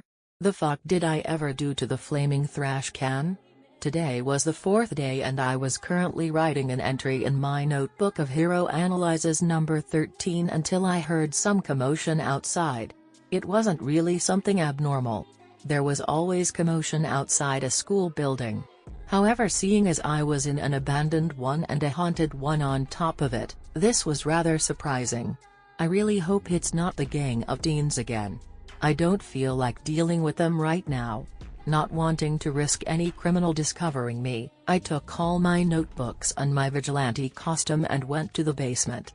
It creeps me out to be down here, but without any flashlight, no one could see me. Best hiding spot in this school. No one will find me. I had my headphones on the whole time, as my hearing was so enhanced while I had my quirk drawback, that my ears might start bleeding from one loud noise. They already were enhanced, but thanks to my drawback they were now not only much more enhanced but also sensitive. Believe it or not, but that wasn't so uncommon where an abandoned building stand. Haunted or not, there were still enough teenagers thinking it was funny to play with firecrackers and other dangerous loud stuff. That's the main reason I don't put my noise-canceling headphones down even while being at home. The other one was because I tend to forget about them. The noises always came and only lasted for a short while. Sometimes some people would enter the building too, but I would always hide in the basement or pretend to be a ghost. Today was different though. What the heck is going on out there? I could hear some screaming, and that was an accomplishment on its own, as the headphones were really noise cancelling. I normally couldn't hear anything with them on. Are they killing someone? What is happening? I was still in the dark basement hiding, as all of the sudden I could see some light. It was weird, the light wasn't coming from a flashlight. What the hell is that? Looking closer, it gave the same effect as a torch. My mind was racing right now as I was thinking why someone in the modern days would use a torch. Then again, the flame of a torch was rather small and it illuminated the room, but this right here was bigger. I watched it carefully as it was making its way closer to me. Then it occurred to me. This wasn't a torch, no, this was a person with a fire quirk. A rather big person. Then I heard his voice and there was no doubt who the person was anymore. Question mark, come out or I will burn this place down, you included, you filthy villain. Villain? Wait, I am not a villain. Okay, technically I am a vigilante, so I am something in between nor a hero or a villain. How did they found me this fast? How in the first place? There is no chance that this is real. I watched in horror as the number 2 hero Endeavor began walking down the hallways in the basement before returning. Me, exhale. Thank God he didn't see me or my vigilante things next me. But my relief was only short-tempered, as in the next moment I could smell something burn and the smoke. That Bith? Did he just burn the building on pure assumptions? As soon as I smelled the smoke, I jumped out of my hiding place and looked for an escape route. There were only 2 entrances and one is currently on fire. Therefore, I went to the other one, leaving everything behind me. Once I was out of the basement and on the ground floor, I could hear more shouting. Endeavor, release that girl, now or face the consequences. Question mark, are you stupid? You would risk burning the victim too. A fine hero you are. So there is a villain here? At least they haven't figured out Siren, that's good to know. Why this place though? Why? Out of every place on Earth, why my home? Curious as on what is going on, I went carefully to the source of the carefully. I was in the hallway and looked around the corner only to see a man holding a little girl. She should be around 5 years old. That was the best guess I could make from the little I could see. Why are they just standing there? There were 2 pro heroes and both are currently on my case. Hawks was standing there. Just my luck? Is today the day they capture me? What kind of bullshit is this? I don't even have my vigilante costume anymore. Hawks had some of his feathers in the air, ready to strike and capture the villain. I watched them for a good minute. They can do it. There is no need for me to interfere. My gut feeling told me otherwise. I could feel some kind of dread. It was never a good sign. Thinking logically, there was no way I could help the 2 pro heroes even if I wanted to. Without my voice I would only risk being in the way. The man took another step backward. The little girl looked behind her and for a short moment, our eyes meet. She was pleading me to go help her. The little girl was scared. I couldn't take it any longer. God damn it. Before I even realizes what I was doing, I was already sprinting from behind the man right at him. No one saw me, which was a good thing, and I was relieved at the fact. The moment I was close enough to hit the man, I jumped up and kicked his head with full force. However, I wasn't the only one attacking the man. Endeavor threw a fireball at him. Thanks to the momentum I hit the man, he lost his balance, making him tumble to the right, hitting the wall and collapsing nearly instantly. The girl, as soon as she felt the man's grip loosening, ran to Hawks. I, on the other hand, was standing where the man stood only minutes earlier. Endeavor didn't see me, and even then his move was more than just reckless, it was stupid. He could have killed the man and the girl.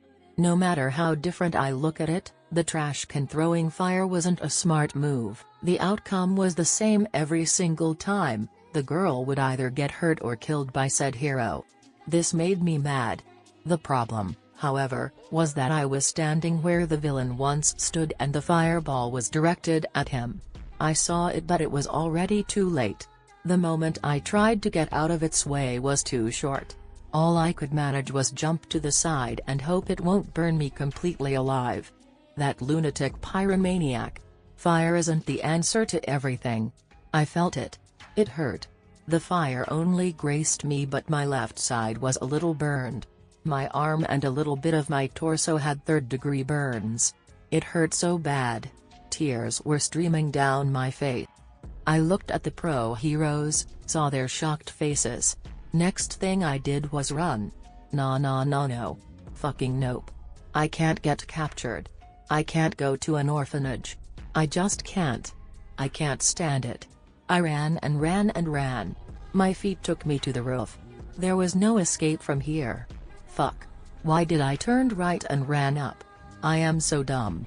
I could have just turned left at the last corner and jumped down the stairs.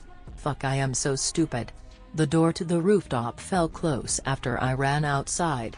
I was currently all alone on the rooftop. Seconds later I heard the door slammed open. My mind went blank.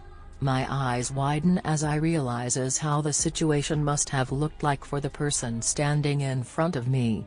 It's not how it looks. I don't even know why I ran up here. Oh gosh, what should I do? I can't talk. This situation sucks. In my panic I began backing away from the person coming closer to me. I saw his lips move, but thanks to my headphones I couldn't hear his voice. I internally panicked and didn't see how close I got to the edge. The person in front of me froze in place and tried to gesture me to come to him. Heck no. I won't go an orphanage. Or worse, get arrested. I stepped back. He came closer. I stepped back again. He stepped closer. Another step back and I fell. Shit. No. This is not what I wanted to do. Hawk's POV. I was on my patrol when I spotted Endeavor chasing a criminal with a hostage. The man had a young kid in his arms. The little girl was screaming and crying in fear. It was sad to see something like this happen to a young kid. Flying down to Endeavor, I offered him my help and he took it immediately. That's how we got to this messed up situation in the first place. Why can't he just let the girl get away from him? I was currently standing beside Endeavor. My feathers were ready and up in the air. In the slightest change of situation, I would immediately capture him or get the girl out of his hand with the help of my feathers. We both stood in a hallway of this run-down school. Endeavor got ready beside me to fry that villain in front of us, and that's when it happened. It happened so fast neither of us could respond to the situation the right way.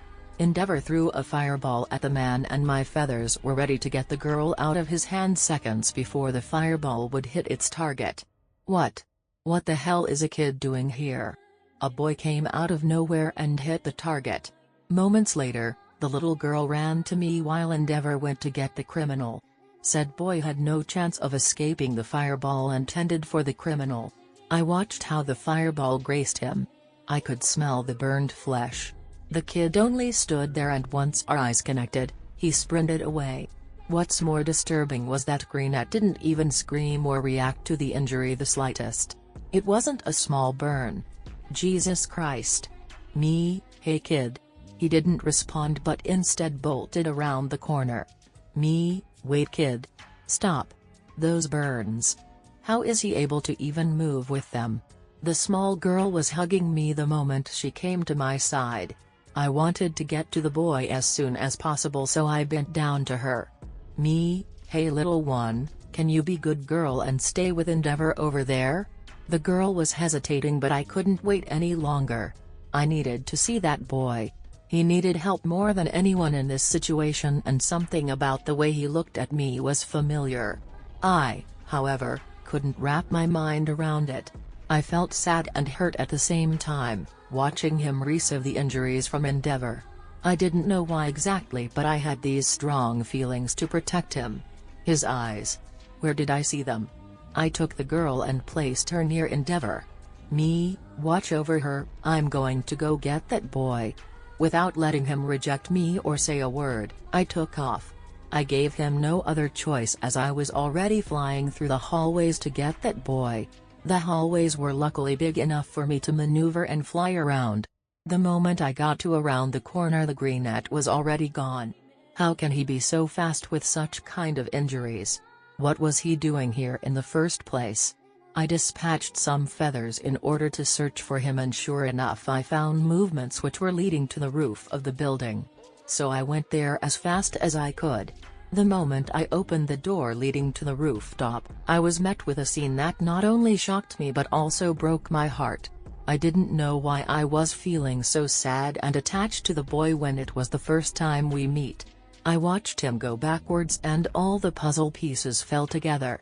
An abandoned school building, a kid that looked almost homeless, possible child neglectance, child abuse judging by his response earlier while receiving the injury, and the kid didn't care for himself being back in the hallway. There was one obvious reason as to why he was here. I had a suicidal kid in front of me. God, what happened to you? What led you to do this? Me? You know you look hungry and I am currently craving chickens. How about we go and eat something together? It was a weak try to get the kid distracted or confused. I took a step to get near the boy. He stepped back. He still wasn't too close to the edge. I still had some time to figure out what to do. How can I change your mind? Me, no. Too bad, and here I was missing my chickens. He still wasn't responding, and that's when I realized he had headphones on. Does this kid not hear me? Me, if you can hear me then please give me a sign. Yep, he totally doesn't hear me. Is he ignoring me on purpose? I took another step and the kid was now standing nearly on the edge. I now was motioning him to come to me and I took another step. He stepped back. Me, whisper shouting, "Come on kid. Stop backing away. I am not gonna hurt you, nor scream at you. Just come to me, please. I beg you." I opened my arms to offer a hug and took another step, and that's when the kid took his faithful last step. Me, no. I stood there frozen in place for a second. I needed time to process what just happened. A freaking kid around 11 to 12 years old jumped off the roof just in front of me. I ran to the edge as fast as I could and looked down. He was still falling and wasn't even halfway down. What should I do? What can I do? My feathers came back and I realized once again in my life that I had wings. How stupid can I be? I jumped off the building and positioned my wings in a better angle to fall down faster. The kid was in arm's reach and I grabbed him. He looked at me with big eyes and immediately hugged me for his life. Once I made sure I had him in my arms, I opened my wings again. It was already too late to fly or glide away, so I braced myself for the impact, opening my wings completely and flapping them to stop the fall. In the end I somehow managed to stop in midair only about 5 centimeters above the ground. I heard something fall down and I looked at the item. It was the kid's headphones. Exhale kid, are you alright? No response. He wasn't even looking at me. He buried his face in my neck and was trembling badly. The kid's breathing wasn't normal either, it was way too fast and unsteady. I sat down and let the child rest in my lap. I did this only to be able to get a read of his pulse. Taking my now free hand and placing it at his neck. It was too quick even for adrenaline. A panic attack? It alright, you are safe. While I had him on my lap, I took the opportunity and looked him over. His burns were third-degree burns and he had some scars of old injuries. They looked like scars one only get from a fight. I knew this since it wasn't something uncommon among the heroes, but he was only a kid. Where did you get them? Maybe bullying? Everything is fine, feathers. I didn't exactly know what to do by a panic attack, so I did the best I could think of. You wanna hear a story? Distraction is always a good thing, right? So the first time I wanted to learn how to fly, I climbed up a tree and just threw myself down. Well, more like tried to do that. The tree was a really big tree and I didn't know how to fly back then. I climbed it up and the moment I was at the highest branch, I instantly regretted my decision. I was there frozen in place for hours. Can you imagine that? I was like a scared cat and the firefighter needed to get me down. They immediately scolded me for what I did. The kid in my arms relaxed a little bit. He stopped burying his face and looked up at me. It looked like he wanted to say something but couldn't speak. Then I spotted blood dripping down his neck. Did you hurt your head? The greenette flinched and I saw more blood dripping down. I took a hand and turned his head to see where the blood is coming from, and there I saw that his ears were bleeding. Whispering, is your hearing sensitive? He instantly nodded. Whispering, are you mute? He nodded again. Whispering, I am sorry for shouting. I don't know sign language, so we can't communicate that way. It was the second time I needed it in order to communicate with another person. I really need to learn sign language. You know what, I will learn this, starting from today on. I felt bad that he had an injury because of me. In a world where people had quirks, I completely forgot the possibility that he could have some sort of enhancement quirk. Whispering, I am going to stand up and get you to a hospital. Before I could stand up, the kid let go of me and jumped away. He was now standing in front of me with shaky legs and shook his head violently. Whispering, no. That's not an option here, feathers. Just look at you. The kid looked at me and then blinked. He turned to his injuries and looked up at me, shrugging his shoulders. He made a gesture that was saying, so what's the problem exactly? It pissed me off that this kid was thinking so little of himself. God. Kid. How about common sense? Or self-preserving? And before I knew it, I had him restricted gently with one of my feathers. I didn't wanted to risk him running away with these kind of injuries. However, before I got to the kid in the first place to carry him bridal style, he fell unconscious. Luckily, my feather was restricting him so he didn't hit the ground. My eyes went wide once again and I rushed to the greenette side, took him and immediately flew away as fast as I can. Don't you dare die on me here, feathers. Izuku POV. Last thing I remember is falling down a good damn roof, and the worst part is, That it wasn't even intentionally. I just backed away and didn't even think about my surrounding. Guess I learned a good lesson from that stunt. I am so stupid for not paying much attention to my surrounding. Then the next thing I know is being in Hawk's lap hugging him. Naturally I jumped away and then he was pestering me to go to hospital with him. Ha, joke's on you. Never will I go into one ever again, not after my last treatment. Apparently, the Quirk doctor was a complete idiot and put me down quirkless in the system. That stupid man forgot to put my quirk in my personal medical file down. I know that I am not quirkless and the doctor that diagnosed my quirk does that too. Not only that, but I also named my quirk for the database. This was however no problem, as I learned later on. The database is only a collection of information on quirks. There is no information about the person that has it, only the quirk's information is saved. Thus my quirk has a name and is in the database, but as a person I am literally quirkless, which is so not true. My mother once told me to never tell anyone about my quirk. Well, even if I wanted to, no one would believe a quirkless child.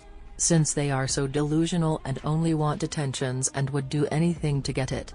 As if that was true. The whole situation is messed up. Not only am I theoretically quirkless, but guess what? Quirkless people are treated worse than any living being. They are considered the lowest link in the food chain. I guess Liv really hates me. Last time I went to a hospital was because Bakugo and his minions. I was already beaten up because of my home situation, and then that angry Pomeranian really thought it was good to teach a quirkless kid a lesson only because he didn't want to give up his dream. I mean, come on, what's wrong with you, dude? That's not how you are supposed to treat someone who is weaker than you, especially if you want to the future number one. Guess suicide baiting and giving spider lilies is supposed to help being the number one hero. Nope. That's just fucking wrong. Besides, if you really want to be the number one, then just go ahead and be the number one villain. With your kind of attitude, I will guarantee you that it would be so much easier to achieve. Anyways, I remember being in Hawk's arms and then jump away only to be captured by him. His feathers were restricting me and then everything went black. His feathers were so soft and they gave up this kind of warmth I didn't feel in years now. Minutes later, I woke up in his arms. He was flying and he had this concerned face on him. I am fine. I wish I could have said that to him. I wanted to reassure him that I was alright. That I only could need addressed. Hawks was worrying about me and I didn't like it. I didn't want to make him worry about someone so useless as I am. I was only awake for a minute or so, but it was enough for me to witness how beautiful it was being up in the air. How I wish I had a wings as my quirk. Maybe if I ask Hawks really nicely he will let me fly with him? That's worth a try.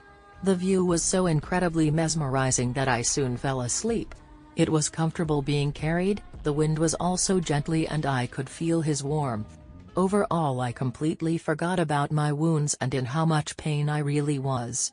Next thing I know is waking up in a hospital bed. I was slowly waking up.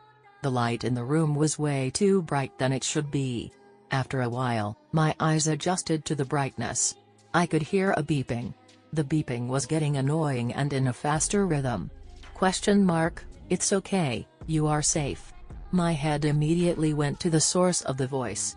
It wasn't that hard to recognize the voice. I would recognize his voice everywhere. Hawks was with me. I looked at him and could only nod in agreement and acknowledgement. What are you doing here? Where am I? Where are we? This smells like a hospital. Wait, don't tell me we are in a goddamn hospital? Hawks, you feeling better? Another nod. What happened? How did I ended up here? Why are you with me? I couldn't remember much. The only thing I remembered was being hit with one of Endeavor's favorite fireballs and running away, and then the roof, and then I fell. Oh my god. I fell. My eyes went wide in realization. Hawks saved me from my stupid mistake and he was the one bringing me here. As I was putting the pieces of my memories together, the door to my room went open and a doctor and a nurse came in. Doctor, hello there. Good to see you awake. We didn't expect you to be awake 15 minutes after we treated you injuries. I looked at the place where the burns were before, there was nothing, not even a scar. Healing quirk? That is not the normal treatment for a patient. This must be Hawk's doing. I need to thank him later. Maybe I will visit him as Siren. Doctor, as you can see, our staff that treated you had healing quirks. I would like to check you up if you would let me do that, of course. I didn't wanted him to touch me or even get my name, so instead I made a plan in my mind. Hawks was sitting on the right side of the room near the window. On the left side was the door. The bed and I were on another side of the room located in the middle of it, and in the middle of both things, and the doctor and the nurse were standing in the middle of the room. Just perfect? There is my escape plan. I didn't even answer to the doctor or paid any attention to him. Instead I ran to the door, opened it and bolted down the hallway.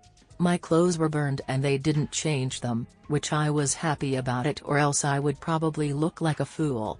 I ran out of the emergency department into some kind of waiting room, and there I saw none other than Present Mike and Eraserhead with a kid. They were right next to the next door, which would lead me hopefully into my sweet freedom in front of a staircase. Left with no other choice, I ran past them and caught only pieces of what they were discussing. Eraserhead, why did you jump? ? Because I couldn't endure any pain anymore. Is today the day where every kid decided to jump off a building? As I ran past them, Hawks came into the room. It took him some time to go after me, and since the hallways are so small he couldn't fly after me. Which means that I was faster than the fastest hero out there. Hawks, stop the greenette. I didn't even need to turn around. I could feel their eyes on me, and in the next moment, I sensed Eraserhead's capture weapon. Nice try, good luck next time. I simply dodged it and made my way closer to the door. Hawks, stop right there. Eraserhead, stop running away, kid. Present Mike, little listener, no one is going to hurt you. Eraserhead threw his scarf again and I dodged it again. Are you not learning anything from your past mistakes? It wasn't that hard, plus he didn't do it with the force he would normally. I could tell that from watching him capture criminals from a safe distance. Come on, you aren't even trying. You won't be able to capture me this way. Next was Hawks. He tried to restrict me with his feathers, but I dodged them to not even letting them near me. The door was so close and I made it through, only to be met with another long hallway. Are you shitting me? Another damn hallway? Where am I, a goddamn hospital or a labyrinth? I ran down the hallway with Hawks and Present Mike chasing after me. Hawks, please stop. Feathers. No one is going to hurt you. Present Mike, he is right, we only want to help you. I don't want any help. I was fast on my feet and they couldn't catch up to me, or so I thought, when all of the sudden Eraserhead came through the door on the other side of the room. How the fuck did you do that? Are you some kind of magician? Black magic? Teleportation? Wait, no, that's not possible. He has an eraser type of quirk. You are so wrong. And it will be too late when you realize it. Eraserhead, now stop running, kid. I immediately stopped in my tracks and searched my surroundings for another escape route, and sure enough, there was one. But I won't like it, and neither will the heroes. Fuck it, let's do it. What can possibly go wrong? The whole right side of the hallway was covered in windows, and as luck would have it, one window was open.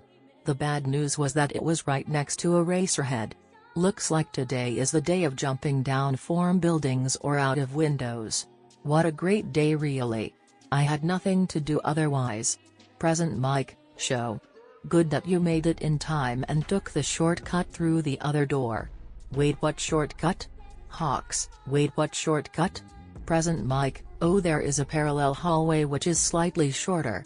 This one and the other one are connecting this building and the next one together, so all he needed to do is go through the shorter hallway and get to the entrance of this one. Eraserhead, you don't have to explain it to him. Yes, he does. This makes so much more sense than what I came up with. Eraserhead, there is no escape, kid. Just come slowly. Came to me, Hawks or Mike. I began to approach Eraserhead slowly and didn't even glance at the window. The reason was simple, I didn't want to give my plan away. The moment I was about 6 feet away from his position, I decided to turn to the window and sprint. This shocked the pro hero. I could see it in his eyes and his reaction was a second too late. I was already at the window when the Eraserhead shoot his scarf at me. Too bad I jumped out of it in time. Hawks, feathers no. Present mic, no, little listener. Eraserhead, stop kid. Am I crazy for jumping out of a window? Yes I am. However, I knew that I was on the first floor and jumping down from it wouldn't kill or break any bones if I am lucky. There were enough signs in the hospital for me to catch up on the fact that I was on the West Wing first floor emergency department. Izuku's POV. I jumped out of the window and I could hear some gasping behind me. Guess they never witnessed a boy jump out of a hospital window to escape 3 heroes. My escape, however, was only shortly. As soon as I was out of the window and in midair, I could feel something soft wrapping around me. Something red caught my eyes and I looked down. It was a feather, holding me midair. The fastest hero managed to capture me and brought me back into the hospital through the same window I tried to escape. Me, sigh. Me, whispering, God, why do you hate me so much? Immediately regretting my decision to whisper. Luckily for me, no one heard me. Even when I was only whispering, it hurt my throat. My drawback was still there and it was getting annoying.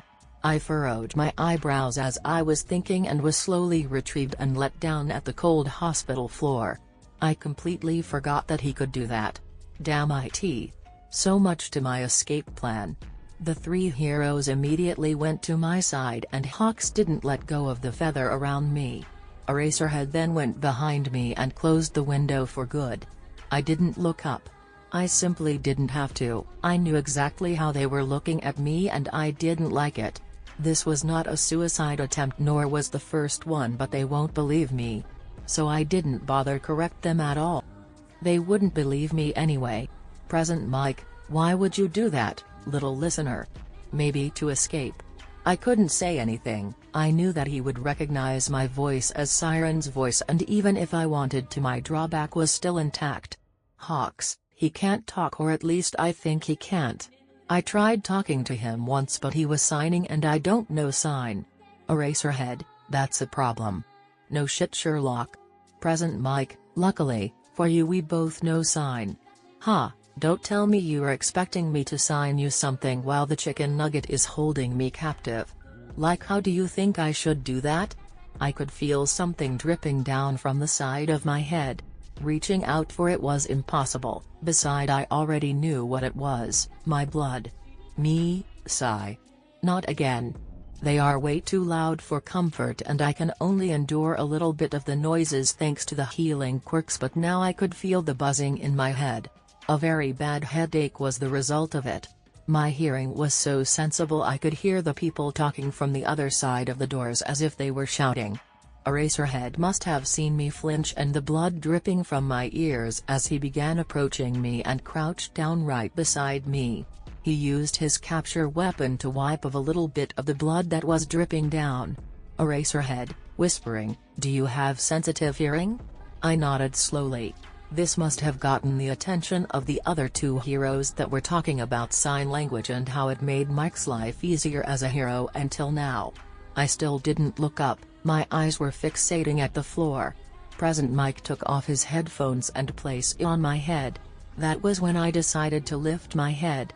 It was the first time after I jumped to look up at them. The headphones were not extremely noise cancelling, but they would do for a while. I looked at the voice hero and mouthed a thank you as I still couldn't sign with my hands. Eraserhead, Hawks, how about you let the kid go? Hawks, oh I am sorry, I kinda forgot I still had him wrapped up. How the fuck can you forget that, you overgrown chicken?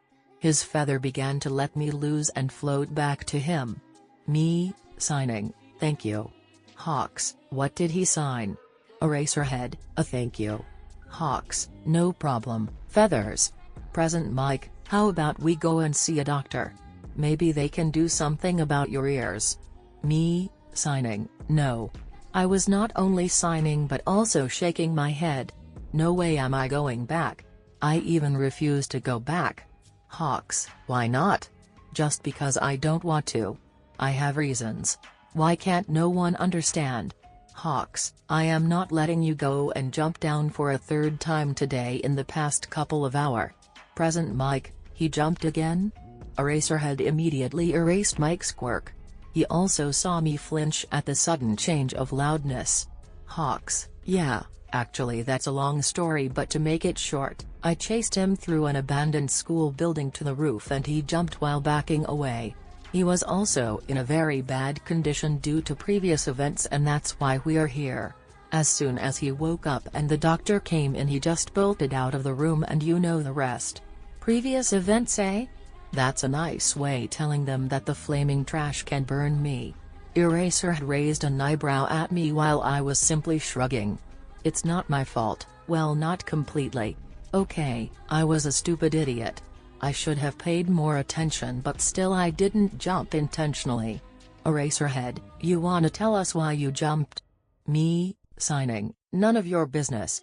Present Mike, what do you mean none of our business? Hawks, it is. When I found you, you looked like you were homeless. Did you jump because of your home situation? Did you run away? What happened to you, feathers? What home? You mean the school that good-for-nothing Human Torch burned down? Thanks to you I don't have a home anymore. I didn't answer to that one. The heroes took my silence as a confirmation. Present Mike, what's your name, little listener? Not gonna tell you that, Mike. Me, signing, my name is not important. Eraserhead, how can you say that, kid? We need to inform your parents. If you don't want to tell us your name, then maybe you want to give us their number? Me, signing, don't know. Hawks, then what about their address? I could go and inform them. Me, signing, not telling. Eraserhead, sigh kid, you are making this way more complicated than it needs to be. Me, signing, not my problem. My headache was starting to transform itself to a severe migraine. My face morphed to an expression of pain for a little while. Present Mike, you look hurt, little listener. Why not let the doctors check you up? Me, signing, don't trust them. Don't want help. Eraserhead, look kid, everyone can see that you are in pain. It was also partially our fault, so don't make this more complicated than it needs to be. I will give you two choices, you either go with us or I will personally drag you to a doctor to get you checked up. My eyes widen for a moment. Me, signing, you wouldn't do that, would you? Hawks, if he doesn't, I certainly will, feathers. I knew that he didn't understand what I was signing, so I was sure he meant what he said. Me, signing, fine, but no restrictions. They seemed pleased with my response and relaxed a little bit. I then tried to stand up, only fall down. My migraine and my damaged ears were messing with my sense of balance. It was Present Mike, who grabbed my hand and prevented me from completely falling down. Present Mike, careful there, little listener. I saw their faces, they were all concerned about me. I tried to sign but my hands were shaking. Why am I feeling so exhausted all of a sudden? Hawks, oh, the effect of the healing quirks are taking action. I am honestly impressed, feathers, that you could move so much after they healed the burns. Eraserhead, burns? I wanted to stay awake but I couldn't. Present Mike was still holding me with one hand as a support. However, I couldn't hold onto my conscious anymore and fainted. Thankfully I could feel someone lifting me up before I succumbed to the darkness. Present Mike POV. I watched the boy struggle to stand up and decided to get close to him. He was about to fall when I reached him and grabbed his arm instinctively. Present Mike, careful there, little listener. I watched the kid try to sign something but his hands were too shaky. Hawks, oh, the effect of the healing quirks are taking action. I am honestly impressed, feathers, that you could move so much after they healed the burns. Eraserhead, burns? What burns? I thought the kid jumped. What the hell did he go through? Abusive household maybe? Sho was also near the kid and we both saw him faint. I decided to pick him up bridal style and carried him back to the room he came from. The kid looked familiar to me, but I couldn't put my mind on who he was reminded me of. I was sure it was the first time I saw the kid. Maybe I saw his parents somewhere. That must be it. I was still wondering what Hawks meant with "he looked homeless" and the burns. I didn't like the idea of the kid being mistreated at home. It reminded me of Hitoshi and his past life, but thankfully Siren saved him and brought us together. I couldn't stop worrying about Siren. He stopped talking to me and it didn't felt right for some kind of reasons. I was now looking at the kid a little bit closely and saw that his clothing were really burned. How did I miss that? I could also tell that he wore one and the same outfit a lot. It was already worn out and had several holes. Child neglectance? Me, so where is his room? Hawks, it's alright, you can give him to me and I will bring him back.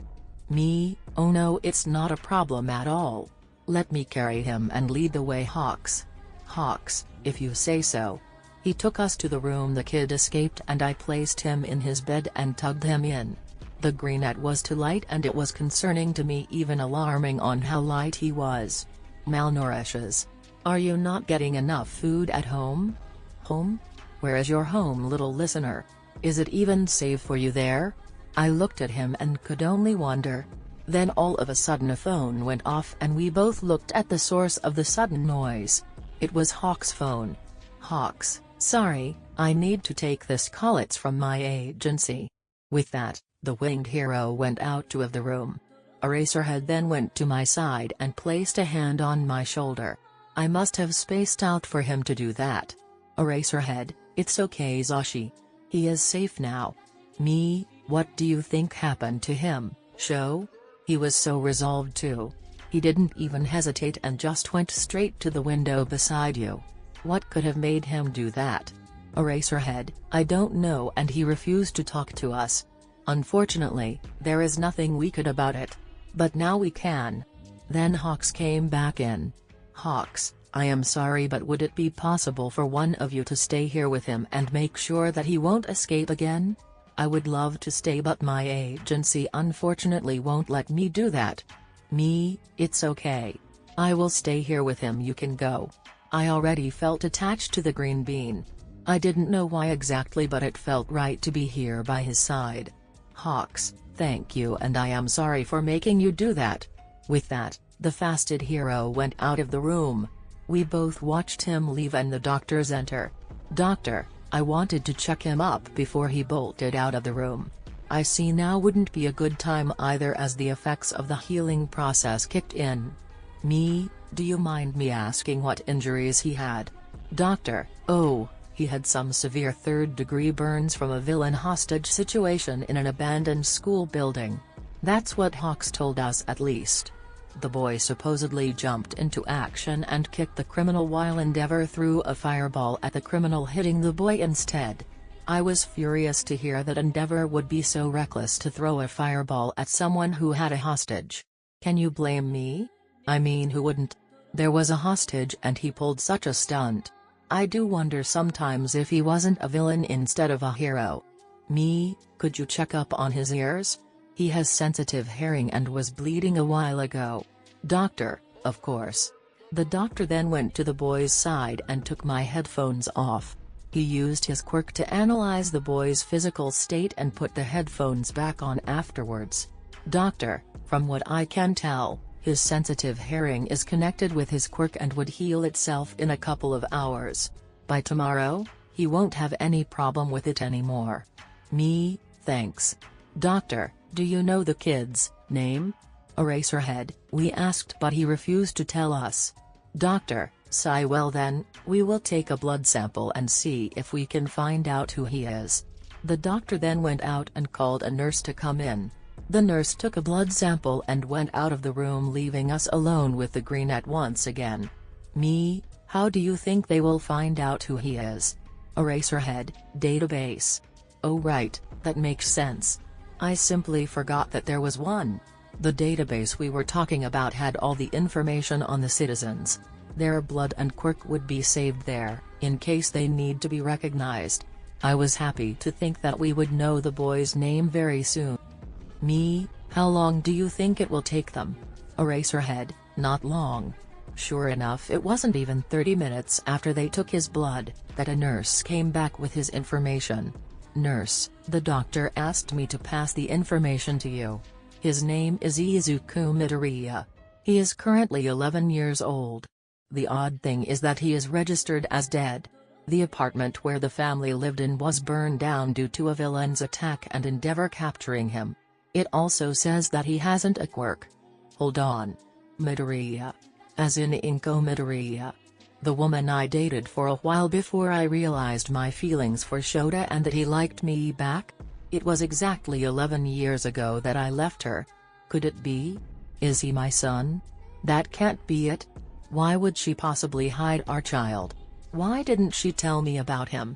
Me, could you make a DNA test? Nurse, sure can. What would you like me to test? Me, I want to know if we are related by blood at any chance. Nurse, sure, let me take a blood sample from you and I will check it up. Me, go ahead. The nurse came to my side and took a blood sample. After that, I watched her leave the room. Eraserhead, you don't think that he is? Me, to be honest I do. You remember that I used to date a woman before you? Eraserhead, yeah, and? Me, her name was Inko Midoriya. We both split up 11 years ago and I know that she wasn't unfaithful. The woman loved me show. I wasn't so sure about my feeling back then, that was the only reason I dated her, but after a while I realized that I loved you and couldn't forget you no matter with whom I was. After a while being with her, I didn't felt like it was right and I left her. Eraserhead, if he is your son, I would be happy for you and him. Me, so, you mean we could take him home? Eraserhead, he deserves it and I know how much you wanted a child. It was the reason we adopted Hitoshi in the first place. So of course, we will get him home with us. Me, but what if he refuses? Eraserhead, give the kid some time to adjust. Besides, I don't think he will. Tears were dropping down and I went to hug my husband. I loved him. He knows how to cheer me up. He knows me too damn well. Eraserhead, I do wonder what she meant with he is quirkless when the doctor said something about his sensitive hearing being connected to his quirk. I looked up at him and then to the kid. Izuku was laying there still sleeping. His skin was unnaturally white and he was way malnourished to be healthy. Me, I didn't even catch that. Eraserhead, guess we will find out either way. Izuku POV. I woke up once again in the same room, but this time I could hear Present Mike and Eraserhead talking to each others. Not wanting to interrupt them, I pretended to be asleep for a little while longer. Eraserhead, you don't think that he is? Present Mike, to be honest I do. You remember that I used to date a woman before you? Eraserhead, yeah, and? Me, her name was Inko Midoriya. We both split up 11 years ago and I know that she wasn't unfaithful. The woman loved me show. I wasn't so sure about my feeling back then, that was the only reason I dated her, but after a while I realized that I loved you and couldn't forget you no matter with whom I was. After a while being with her, I didn't felt like it was right and I left her. Eraserhead, if he is your son, I would be happy for you and him. Huh? Wait. Me his son? That can't be right. But it would explain my quirk. I can't believe my mother never told me that. This explains everything.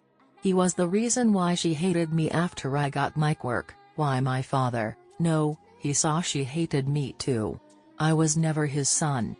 If I was his son, then why didn't he ever come and visit me, his own flesh and blood? Did he know how much I suffered? Did he even care? There were too much question in my head right now. The moment I could hear the door opening, I decided to show them that I was awake and opened my eyes. A nurse stepped into the room. Neither of the heroes saw that I was awake, they were too focused on the nurse's news. Nurse, we have the results of the test you wanted us to make. What test? Nurse, there is a 99.95% that you two are related by blood. I could only blink at what she just said.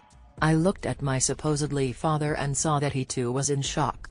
Did he not know that I was his son? Did he not know that he even has a son? I looked at the two men in my room. Both of them didn't realize that I was awake and looking straight at them. This was one opportunity I couldn't miss. The nurse went to them to give them a paper to show them the results of the test, which I assume was on the paper.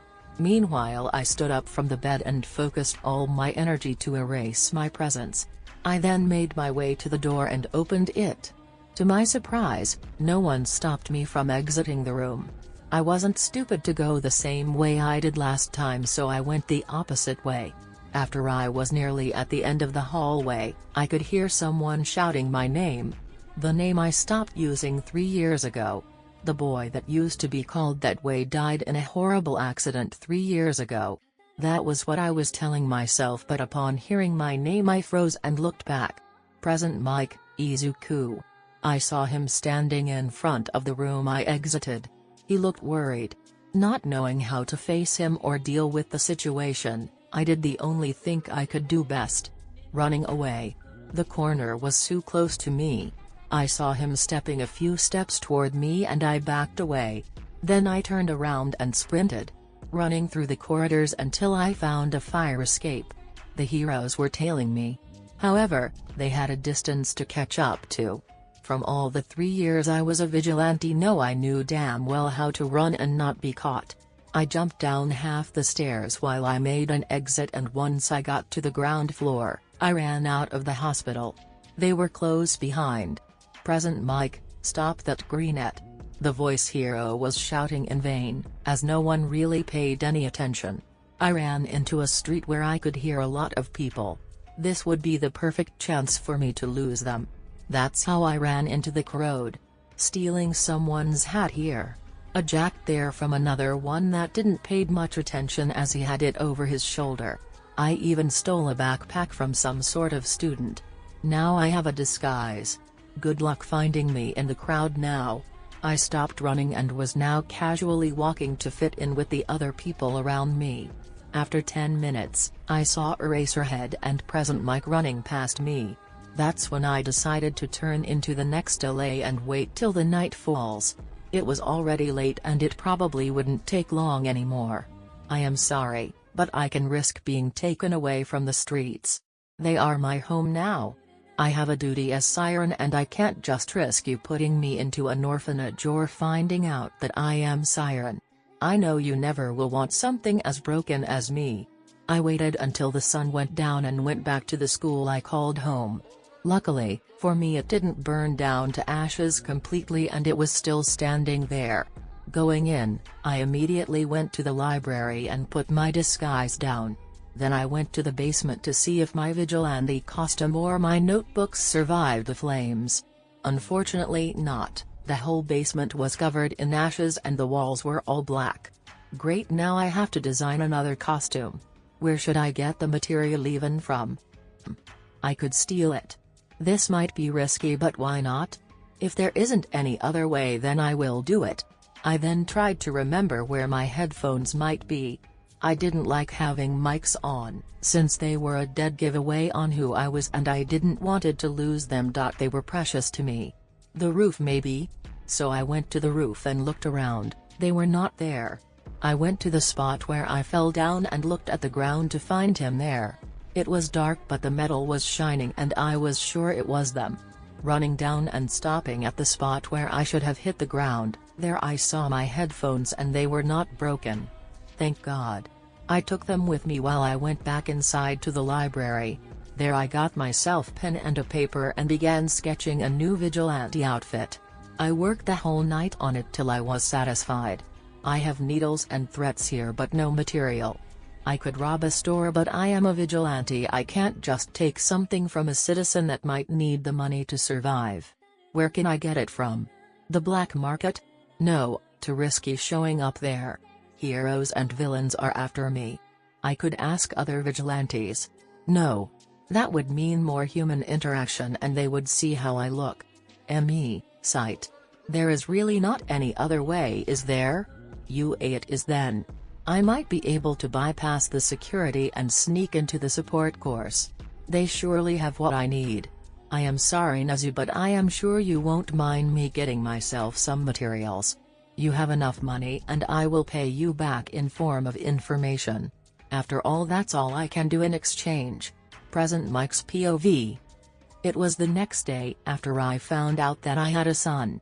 Me and Sho were looking the whole day for him and asked our friend Detective Tsukuchi for help. Shoto was even looking for the green bean on his patrol that night, but we couldn't find him. Then my amazing husband came up with the idea that the kid might live in the school building where he jumped. The problem in that is we didn't know which building it was, and the media didn't report Endeavor capturing any villain in the news from yesterday. I also tried to get a hold of Hawks but couldn't do it. His agency never got my call through to him. The next logical thing was going there in person, and that was what I did, but he wasn't there and they informed me that he was currently on a mission which would take him 2 to 3 days and he won't be back until then. All I can do for now is hoping that my son is alright. Yesterday he managed to lose me and Sho, and that impressed my sleep-deprived husband.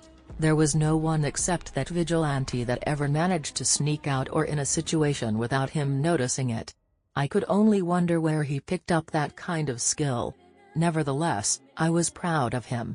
Today was Tuesday and it was already later, about 9 p.m. I had to host my radio show today, and so I went to our basement where I had the necessary setup for me hosting my radio channel from home. A good day to you all my listeners. Today we will start off with a song. It is called Lost Boy from Ruth B. I hope all of you will like it. Now on to the song. You'll be seeing me in your dreams and I'll be there when your reality drowns. I couldn't believe what I was hearing.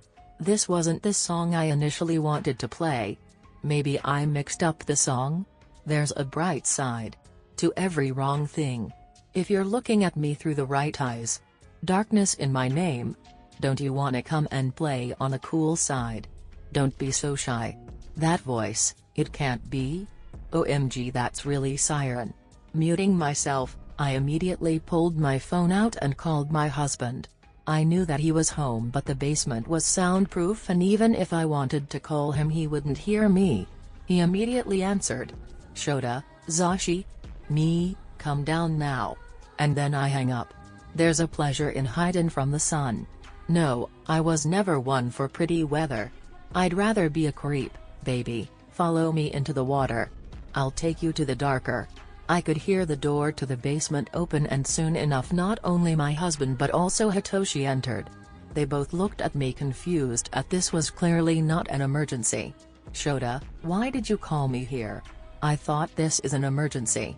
Then I saw Hitoshi's eyes widen. Tears are forming in his eyes. Hitoshi, Siren. I could only nod.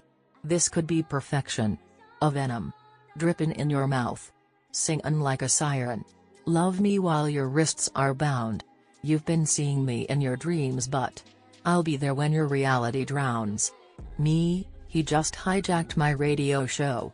I still can't believe it. After 3 years he decides to do that. You can pretend that when you hear my voice. Darling, it's a choice not to fall in. But it's all an act, 'cause I know exactly what you're wantin'. You know it's what I'm wantin'. Boy, I know what you desire. Oh, you're such a bad liar. Shota, so you mean that Siren, right there without his voice changer? Who? This could be perfection. A venom dripping in your mouth. Singing like a siren. Love me while your wrists are bound. You've been seeing me in your dreams, but I'll be there when your reality drowns. I'll be there when your reality drowns. Hishi went to my side and sat down, while Shota was standing right next to me on my other side. We waited until he finished singing his song. Boy, I know what you desire. Oh, you're such a bad liar. I want you and I just can't take it. So, listen to me when I say it. This could be perfection. A venom dripping in your mouth. Singing like a siren. Love me while your wrists are bound. You've been seeing me in your dreams, but I'll be there when your reality drowns. I'll be there when your reality drowns. After he finished there was a short pause, where no one said anything. I then unmuted my end and started the discussion. Looks like I got the wrong song here and we have a special guest today. Do you mind introducing yourself? It was the first time he was live and he never showed himself to the public besides the people he saved. This was a unique situation. Siren, sure, Mike. Hello fellow listener. I am a humble vigilante and I go by the name of Siren. For those of you who I saved, you are not alone out there, never feel like you are. Shota looked shocked as must have I. He officially introduced himself as a vigilante? Me, so tell me Siren? Was this a Siren song, cause I am sure you just captured a lot of my listeners with your voice, me included. Siren, haha. Nice reference, Mike. But I am not the only guest, am I? Me, what do you mean? Siren, you are with your family right now, aren't you? Me, how did you know that? Siren, that's not important. Besides, I am happy to hear that you, Toshi, found a family at last that accepts you. Hitoshi, I can't thank you enough for it. You saved me. Siren, Mike, let me give your listeners an advice. To all the people out there who are listening, quirkless or with a quirk. So be it a villainous or a shining one. Quirks don't define people. It's the other way around. People decide what they do with it and their actions are what we deem villainous or heroic. Never let anyone tell you that you are a villain just because of your quirk or useless because you don't have one. I could hear some sniffling. Looking beside me I saw my adoptive son tearing up. He was completely crying at his words. I could tell they meant a lot to him. Shota, that's a good advice. Siren, oh, and I have 2 messages I would like to get though. Only if you would let me do that, that is? What do you say, Mike? Would you let me get them through? Me, sure, go ahead Siren. Siren, first one is for a friend I like to call Chicken Nugget. It's just a friendly reminder. You are not caged up. Stop thinking like that and be free for once. You might resemble an animal but you are still a human with a quirk. Smile and be yourself more. Siren, and here is the second one. It is to a father from a green bean I recently met. Here is the message I got from him. You might not knew that I was your child for 11 years, but knowing that I have a family member that cares for me and is searching for me is enough. Please stop searching for me as I won't go with you. I found my place in life and I can't abandon the life I lived and grew up. I won't ask for you to forget me, all I am asking is for you to let me go. That was the message he told me to deliver. I know that his father is listening right now and I also know that the Greenette is doing it too. I hope you are happy to get your message though to him. It was now my turn to tear up. He is talking about Izuku. My son. My flesh and blood. Where is he? How did he met him? Was he in danger? Did Siren save him? There were too many questions and I knew that I wouldn't get an answer. Shota, the boy you are referring to is currently reported as a missing child. If you know anything about him then you must tell us now. Siren, I wish I can, but all I will say is that he is safe and alive. Shota, if you know where the boy is then tell us. Siren, oh look what a dramatic turn your show got, Mike. I am sorry for that. Now on to the song you originally wanted to play. Siren out. https://u2.b/4vg0 and wf1g. All of a sudden the song I originally wanted to play was playing. Shota muted us before he went out in a rather quick pace. Shota, I am going to see if I can find Siren or Izuku. If I find him, I will pressure him until he tells me where our son is. He left me and Hitoshi in the room. Hitoshi, Dad. Izuku will be okay. I trust Siren's word. If he says he is safe then he is. Me, thank you Toshi. There was another silence between us. It was unbearable. I lost my son yesterday and Siren knew where he is but refuses to tell us his whereabouts. I got furious thinking that way, but then I look at Hitoshi and remembers his words. It was Siren bringing him to us, so he can't be bad. There must be a reason for him to not tell us where Izuku is. Me, hey, Toshi, wanna throw the show with me and be my co-host for today? Hitoshi, sure paps. Izuku's POV. After I hijacked Mike's radio channel and made a second official debut, I prepared myself for breaking into probably the most secure building there was in the world. First of I needed a mask, and since my mask was unusable I went ahead and made a plan to get one. There was a villain that roams the street and has a mask on. I figured that where he goes he doesn't need it. Then I found some spray paint outside the school. This is probably one of my worst ideas yet. I used the black spray paint on my hair. I really hope this goes off with enough water. After that, I put on some gym clothes I found in the school and went out. It was currently about 0 o'clock and I was jumping from roof to find that villain or any other one with a mask. This is something I've been doing for the last 2 hours, but there was none. Where are all the criminals when you need one? 1 hour later and I went outside my normal route and sure enough, I found a villain with a fox-like mask. He was currently there trying to rob a bank and I just interfered. Hey you. Foxy. Do you mind giving me your mask? If so, then come to me and give it to me. The cameras were still intact, that much I could see, so I stood there in the shadows of the alley and used my quirk on him. Foxy actually came to me, put his mask down and handed it to me. Now sit in front of the bank and wait until a police officer comes. You will then let yourself be arrested. I knew that once the event I told him was over that he would snap out of the trance, but there is one thing I still needed to make sure. You won't remember my feature nor my voice, all you know is that Siren got to you and has a message for Detective Tsukuchi. Tell him I said hi. With that, I left him there and went back into the shadows, climbing up the fire escape staircase besides the building while putting on the mask. As I reached the rooftop, I could sense something coming my way and simply made a backflip in order to dodge it. Eraserhead, stop right there. Shit. I ran into the person I was least expecting, since this wasn't even my patrol route nor was it his. The worst part was that he could see me. My features, my body height, the school uniform. Luckily, I had a mask on even if it wasn't mine. Fancy seeing you here, Eraserhead. On what occasion do I owe the favor? Eraserhead, Siren? Yeah, I am the one and only Siren you talked to not so long ago. I was making an exaggerating bow before him. Eraserhead, what happened to your costume? Oh that, my costume met a tragic fate with a flammable trash can and didn't survive it.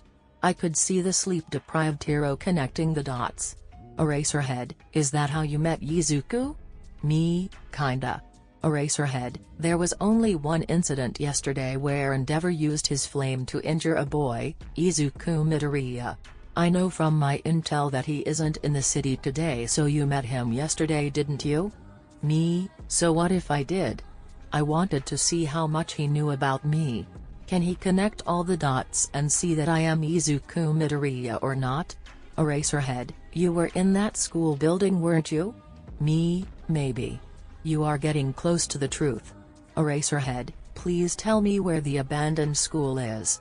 Mike and I were searching for it yesterday, but there are simply too many of them around here. All we want is to find Izuku. And you failed me. And what if he doesn't want to be found? Eraserhead, he is too young to live on the streets. He already lived long enough there. Izuku deserves a home and a family. You knew that Mike is his father, that's why you hijacked the radio station earlier. I did know that, but the boy made it clear to me that he doesn't wish to be found, and I will do anything I can to help him survive out here on the streets, as I consider myself a street rat too. I could hear the emotions in Eraserhead's voice. He was desperate, sad and shocked.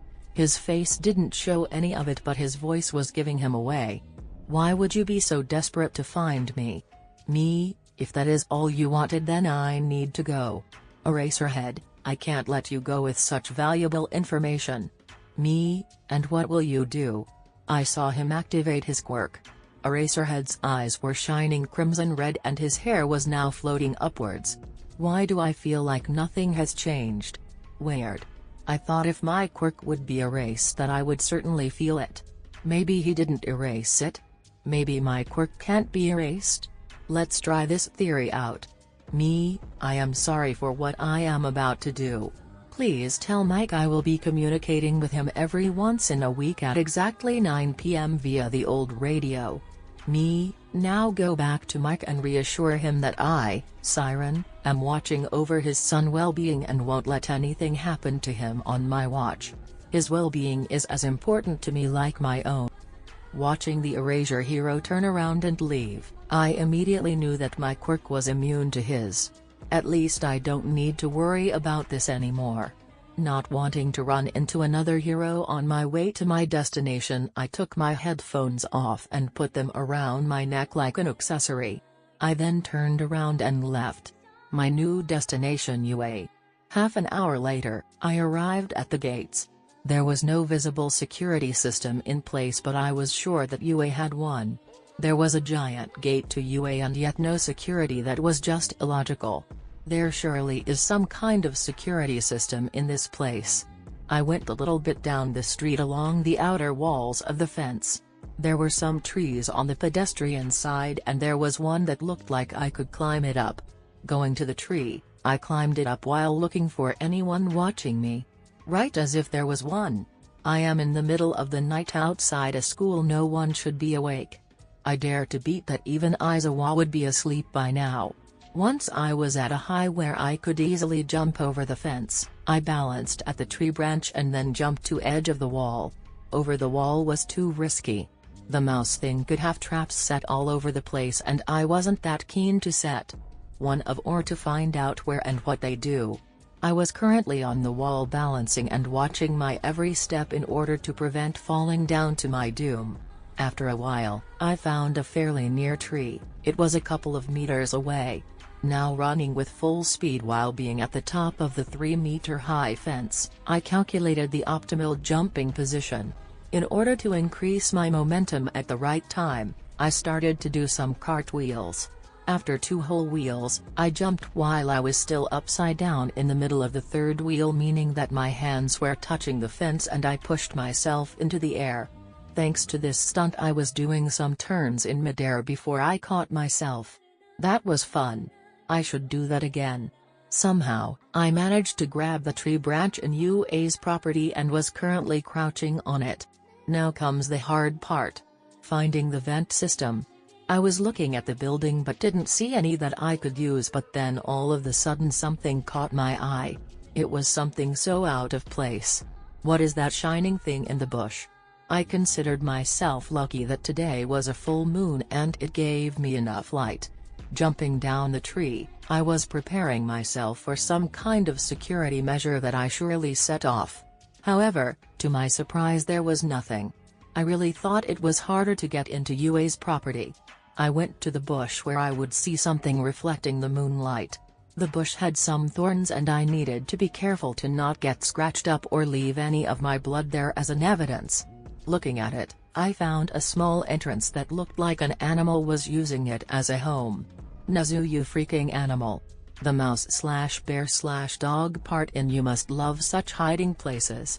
Crouching down, I somehow managed to get a better look at the hatch. I was sure that no one would have seen the small hatch or even realized that there was one unless you had extreme luck like me for once. Okay, now, how do I open it? Looking at it, there was a keyhole. A keyhole? The heck, that's so old school. Oh wait, there is an electronic keypad too. As soon as I saw that there was an electronic keypad, I knew how to get it open. My voice was the key for it. The resonance frequency could fry the whole circuit board or at least the inner parts of one element. With one component out of order, the look would hopefully shut down and try to restart to figure the extent of damage out before I think it goes to the manual lock with the keyhole. I used my voice to make a high-pitched sound that the human ears can't hear anymore, and that would be considered annoying as hell. My voice was getting higher and higher until I found the resonance frequency, and sure enough, the lock shut itself down and opened. There was a short time frame between shutting and restarting, which meant I needed to hurry and get into the vent system. Once I was in, I found it to be a labyrinth of some sort. There were a lot of dead ends underneath the school. One wrong move and I could be lost here. However, I had this one idea that could work. I could try to make an echolocation. Wait, what am I? Some kind of bat? Maybe that will help me. I feel like an animal in this tunnel-like sense system anyway.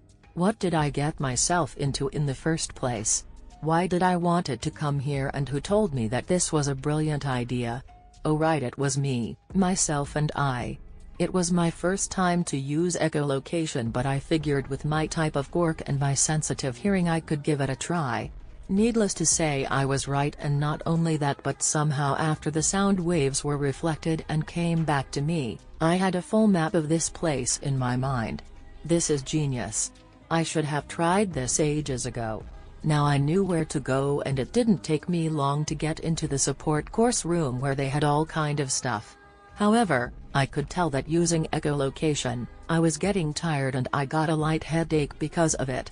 Opening the hatch that led me to the support classroom, I landed safely and managed to not make a single sound. Now where do I look for the material? Starting to look around, I saw some sewing machines, electronic equipment and other stuff. This is like paradise. I feel like today is my birthday.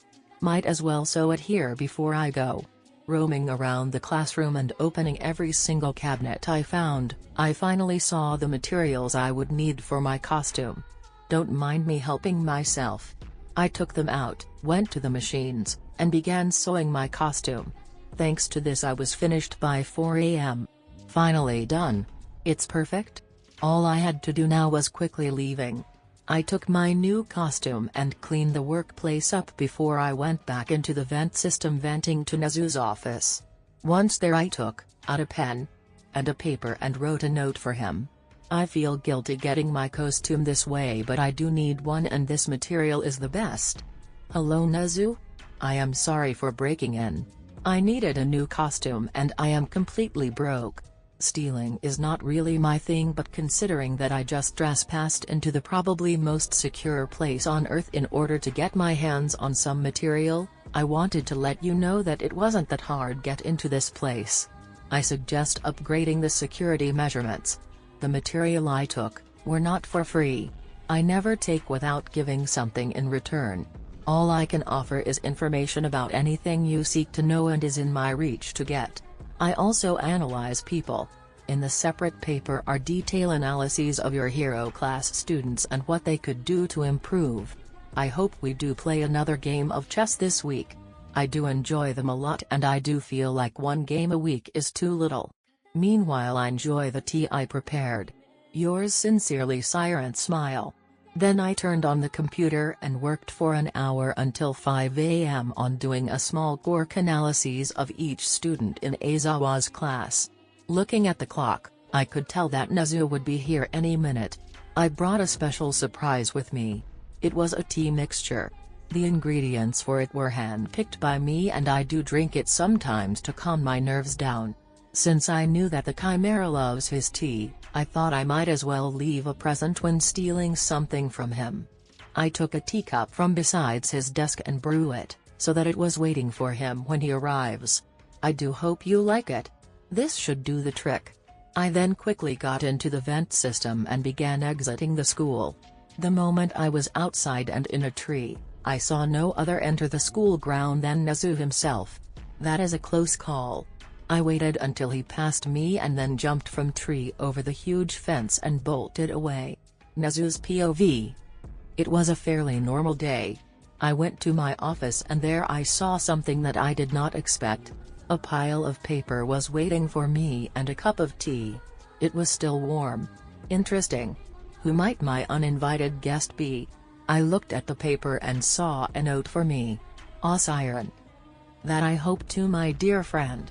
You are an excellent opponent. Though I hope we could play it face to face in my office one day. I then looked at each personal file from my students. This is such detailed work. If the detective didn't tell me that he had a mental quirk, then I would have guessed that it was either an analyzing quirk or an intelligent one. This was brilliant work. I couldn't just dismiss it.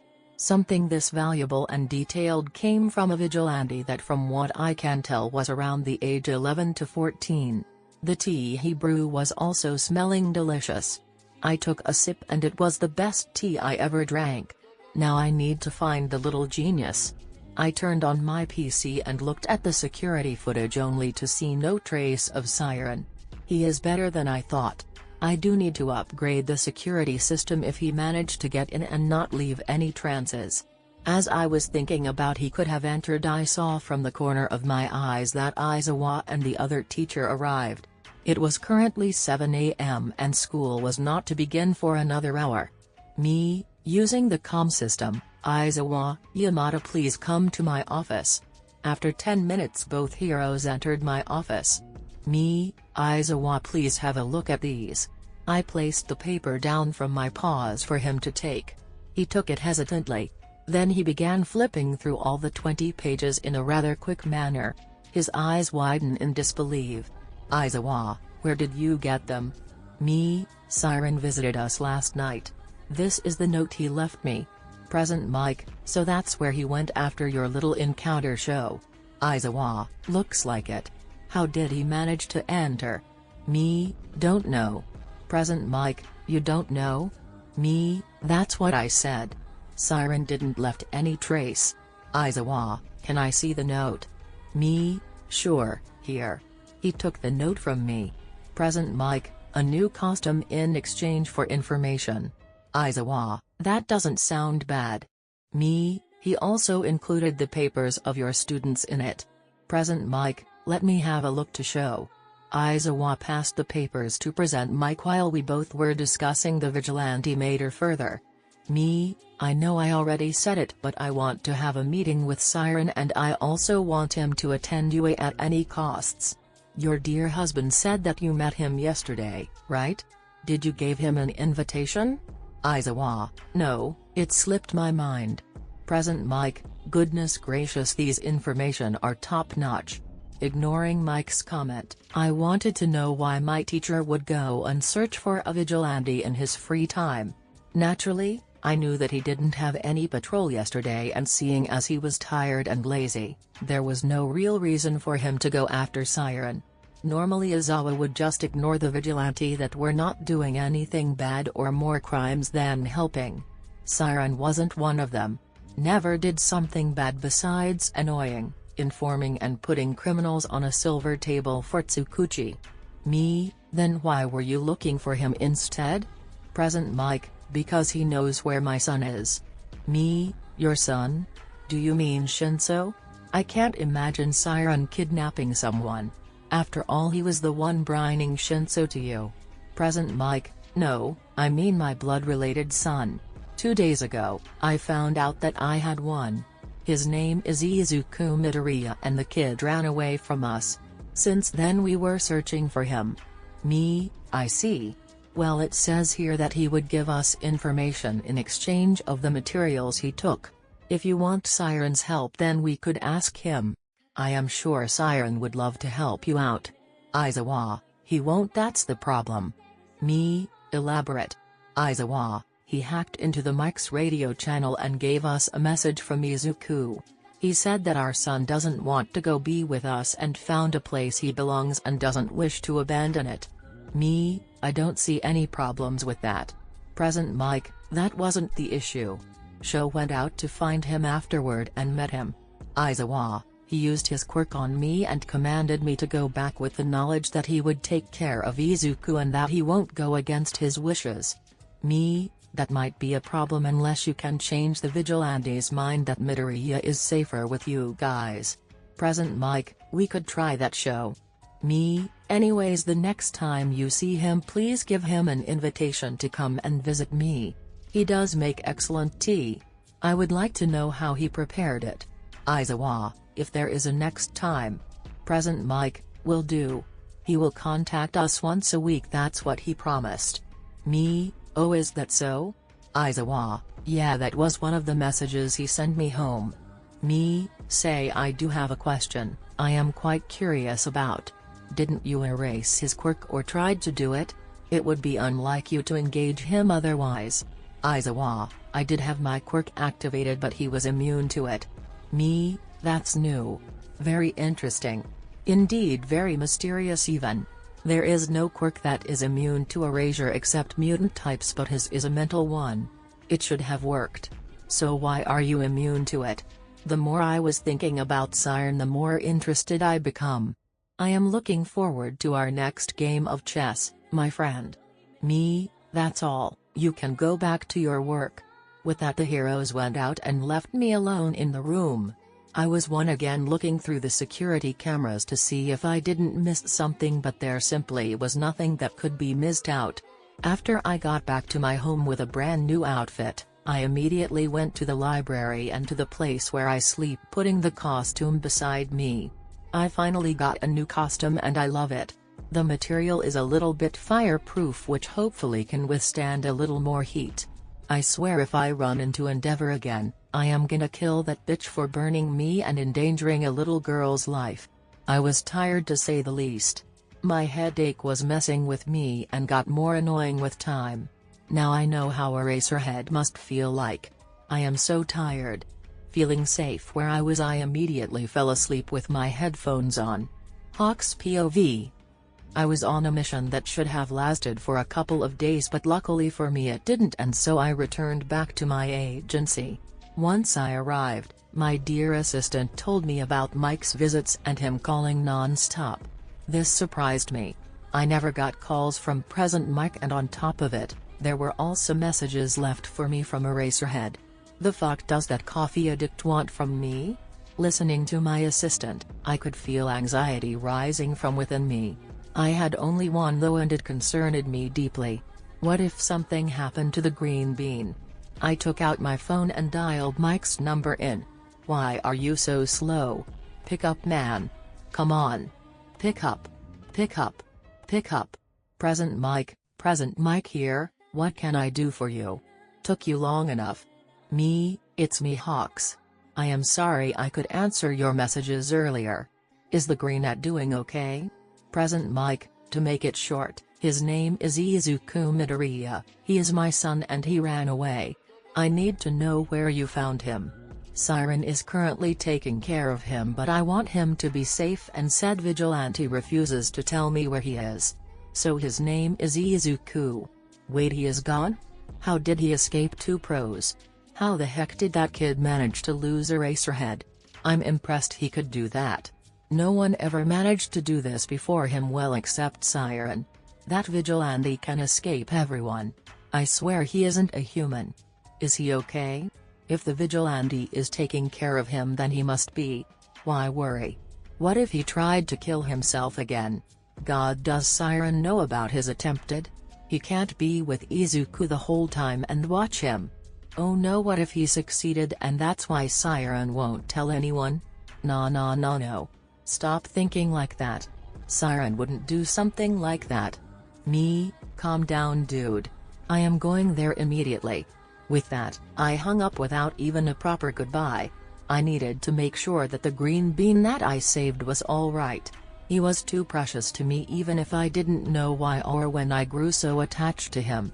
Hearing that Siren would take care of him was reassuring.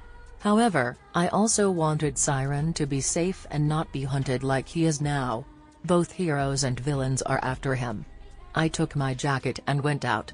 My name was not the fastest hero for nothing. In a matter of about 15 minutes, I arrived in front of the abandoned school building.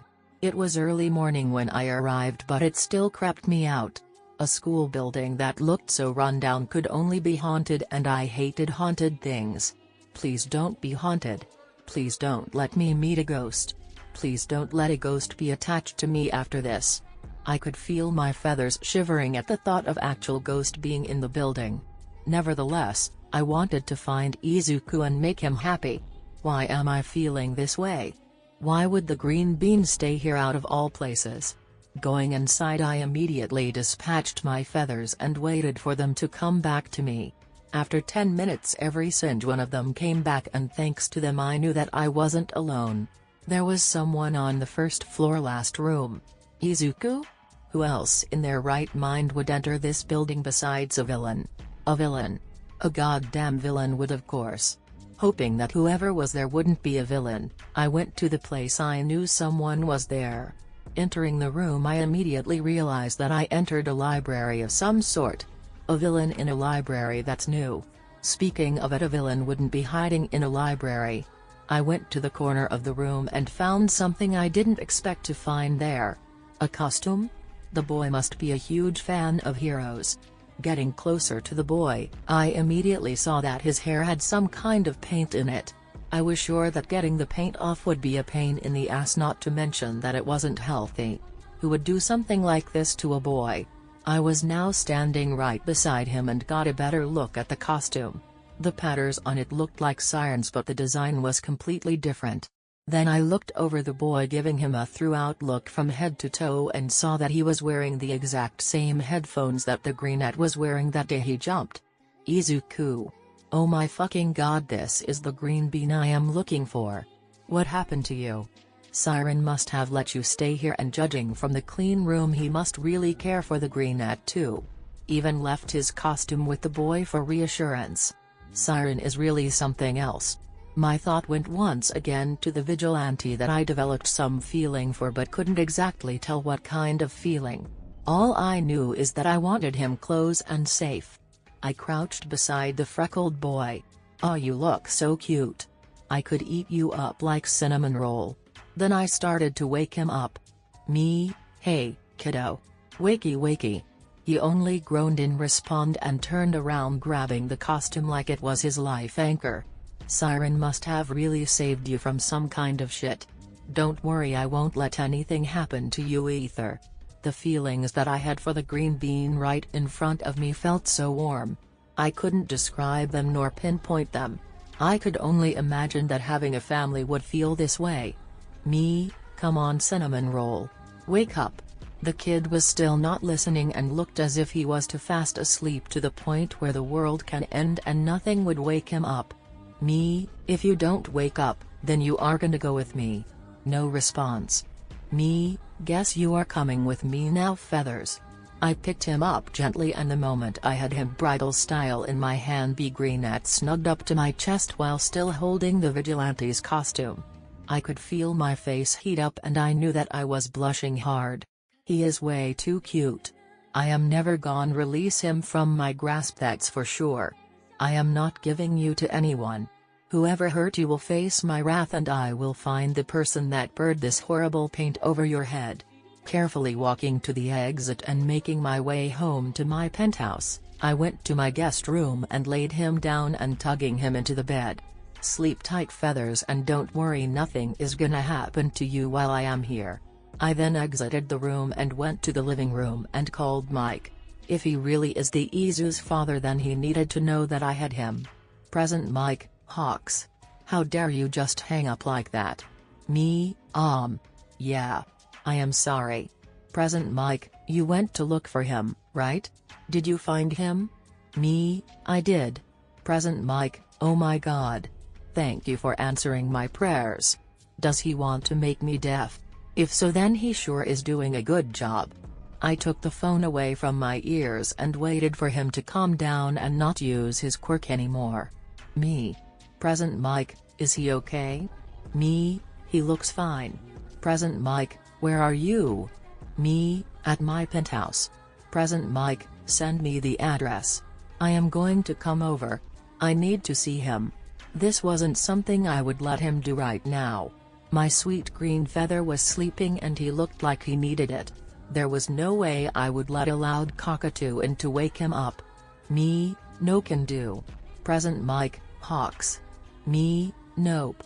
I popped the pea and then hung up once again. "Me, sigh, he is really worried about you, feathers. I do wonder where the vigilante is and what he is doing right now. He told me to be free, even reminded me on Mike's radio channel to be myself and not to act anymore. I really wish I could see you again." I went to the guest room and laid beside Izuku. "At least you are not dead, feathers." Then I fell asleep too, since I was on a mission and just returned this morning, and immediately looked for Izuku.